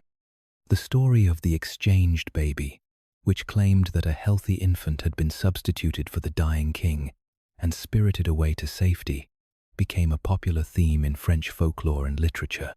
These legends, while almost certainly false, reflected a deep-seated unease about the way that the succession had been managed and the suspicion that the infant king's death had been too convenient for those who benefited from it. The historical significance of John Y's reign lay not in anything that he accomplished. He was obviously too young to have any agency in the events that surrounded him, but in the precedents that were established during his brief life. The infant king's existence served to clarify the application of the Salic law to French royal succession, while his death provided the opportunity for the accession of Philip V and the establishment of the Valois dynasty. The child who reigned for 5 days had inadvertently changed the course of European history, demonstrating that even the briefest lives can have consequences that extend far beyond their immediate circumstances. The transformation of John I from a dying infant into a symbol of lost legitimacy illustrated the way that memory and legend can sometimes be more powerful than historical fact. The child king, who had never spoken a word or made a conscious decision, became, in the popular imagination, a figure of innocent virtue who had been destroyed by the machinations of ambitious adults. His story provided a powerful reminder that the most tragic figures in history are often those who become victims of forces that they are powerless to control or even understand. Here whispers the ephemeral lesson of John I, that sometimes the briefest lives can have the most lasting consequences, and that the greatest historical significance can be found in the spaces between events rather than in the events themselves. In the quiet chambers where candle flames gutter on baptismal fonts and the sound of Latin prayers mingles with the rustle of silk swaddling clothes, even the most transient existences can alter the course of history. The infant who reigned for 5 days reminds us that power and legitimacy are often more fragile than they appear, and that the fate of kingdoms can sometimes hang on the survival of a single breath in a tiny chest.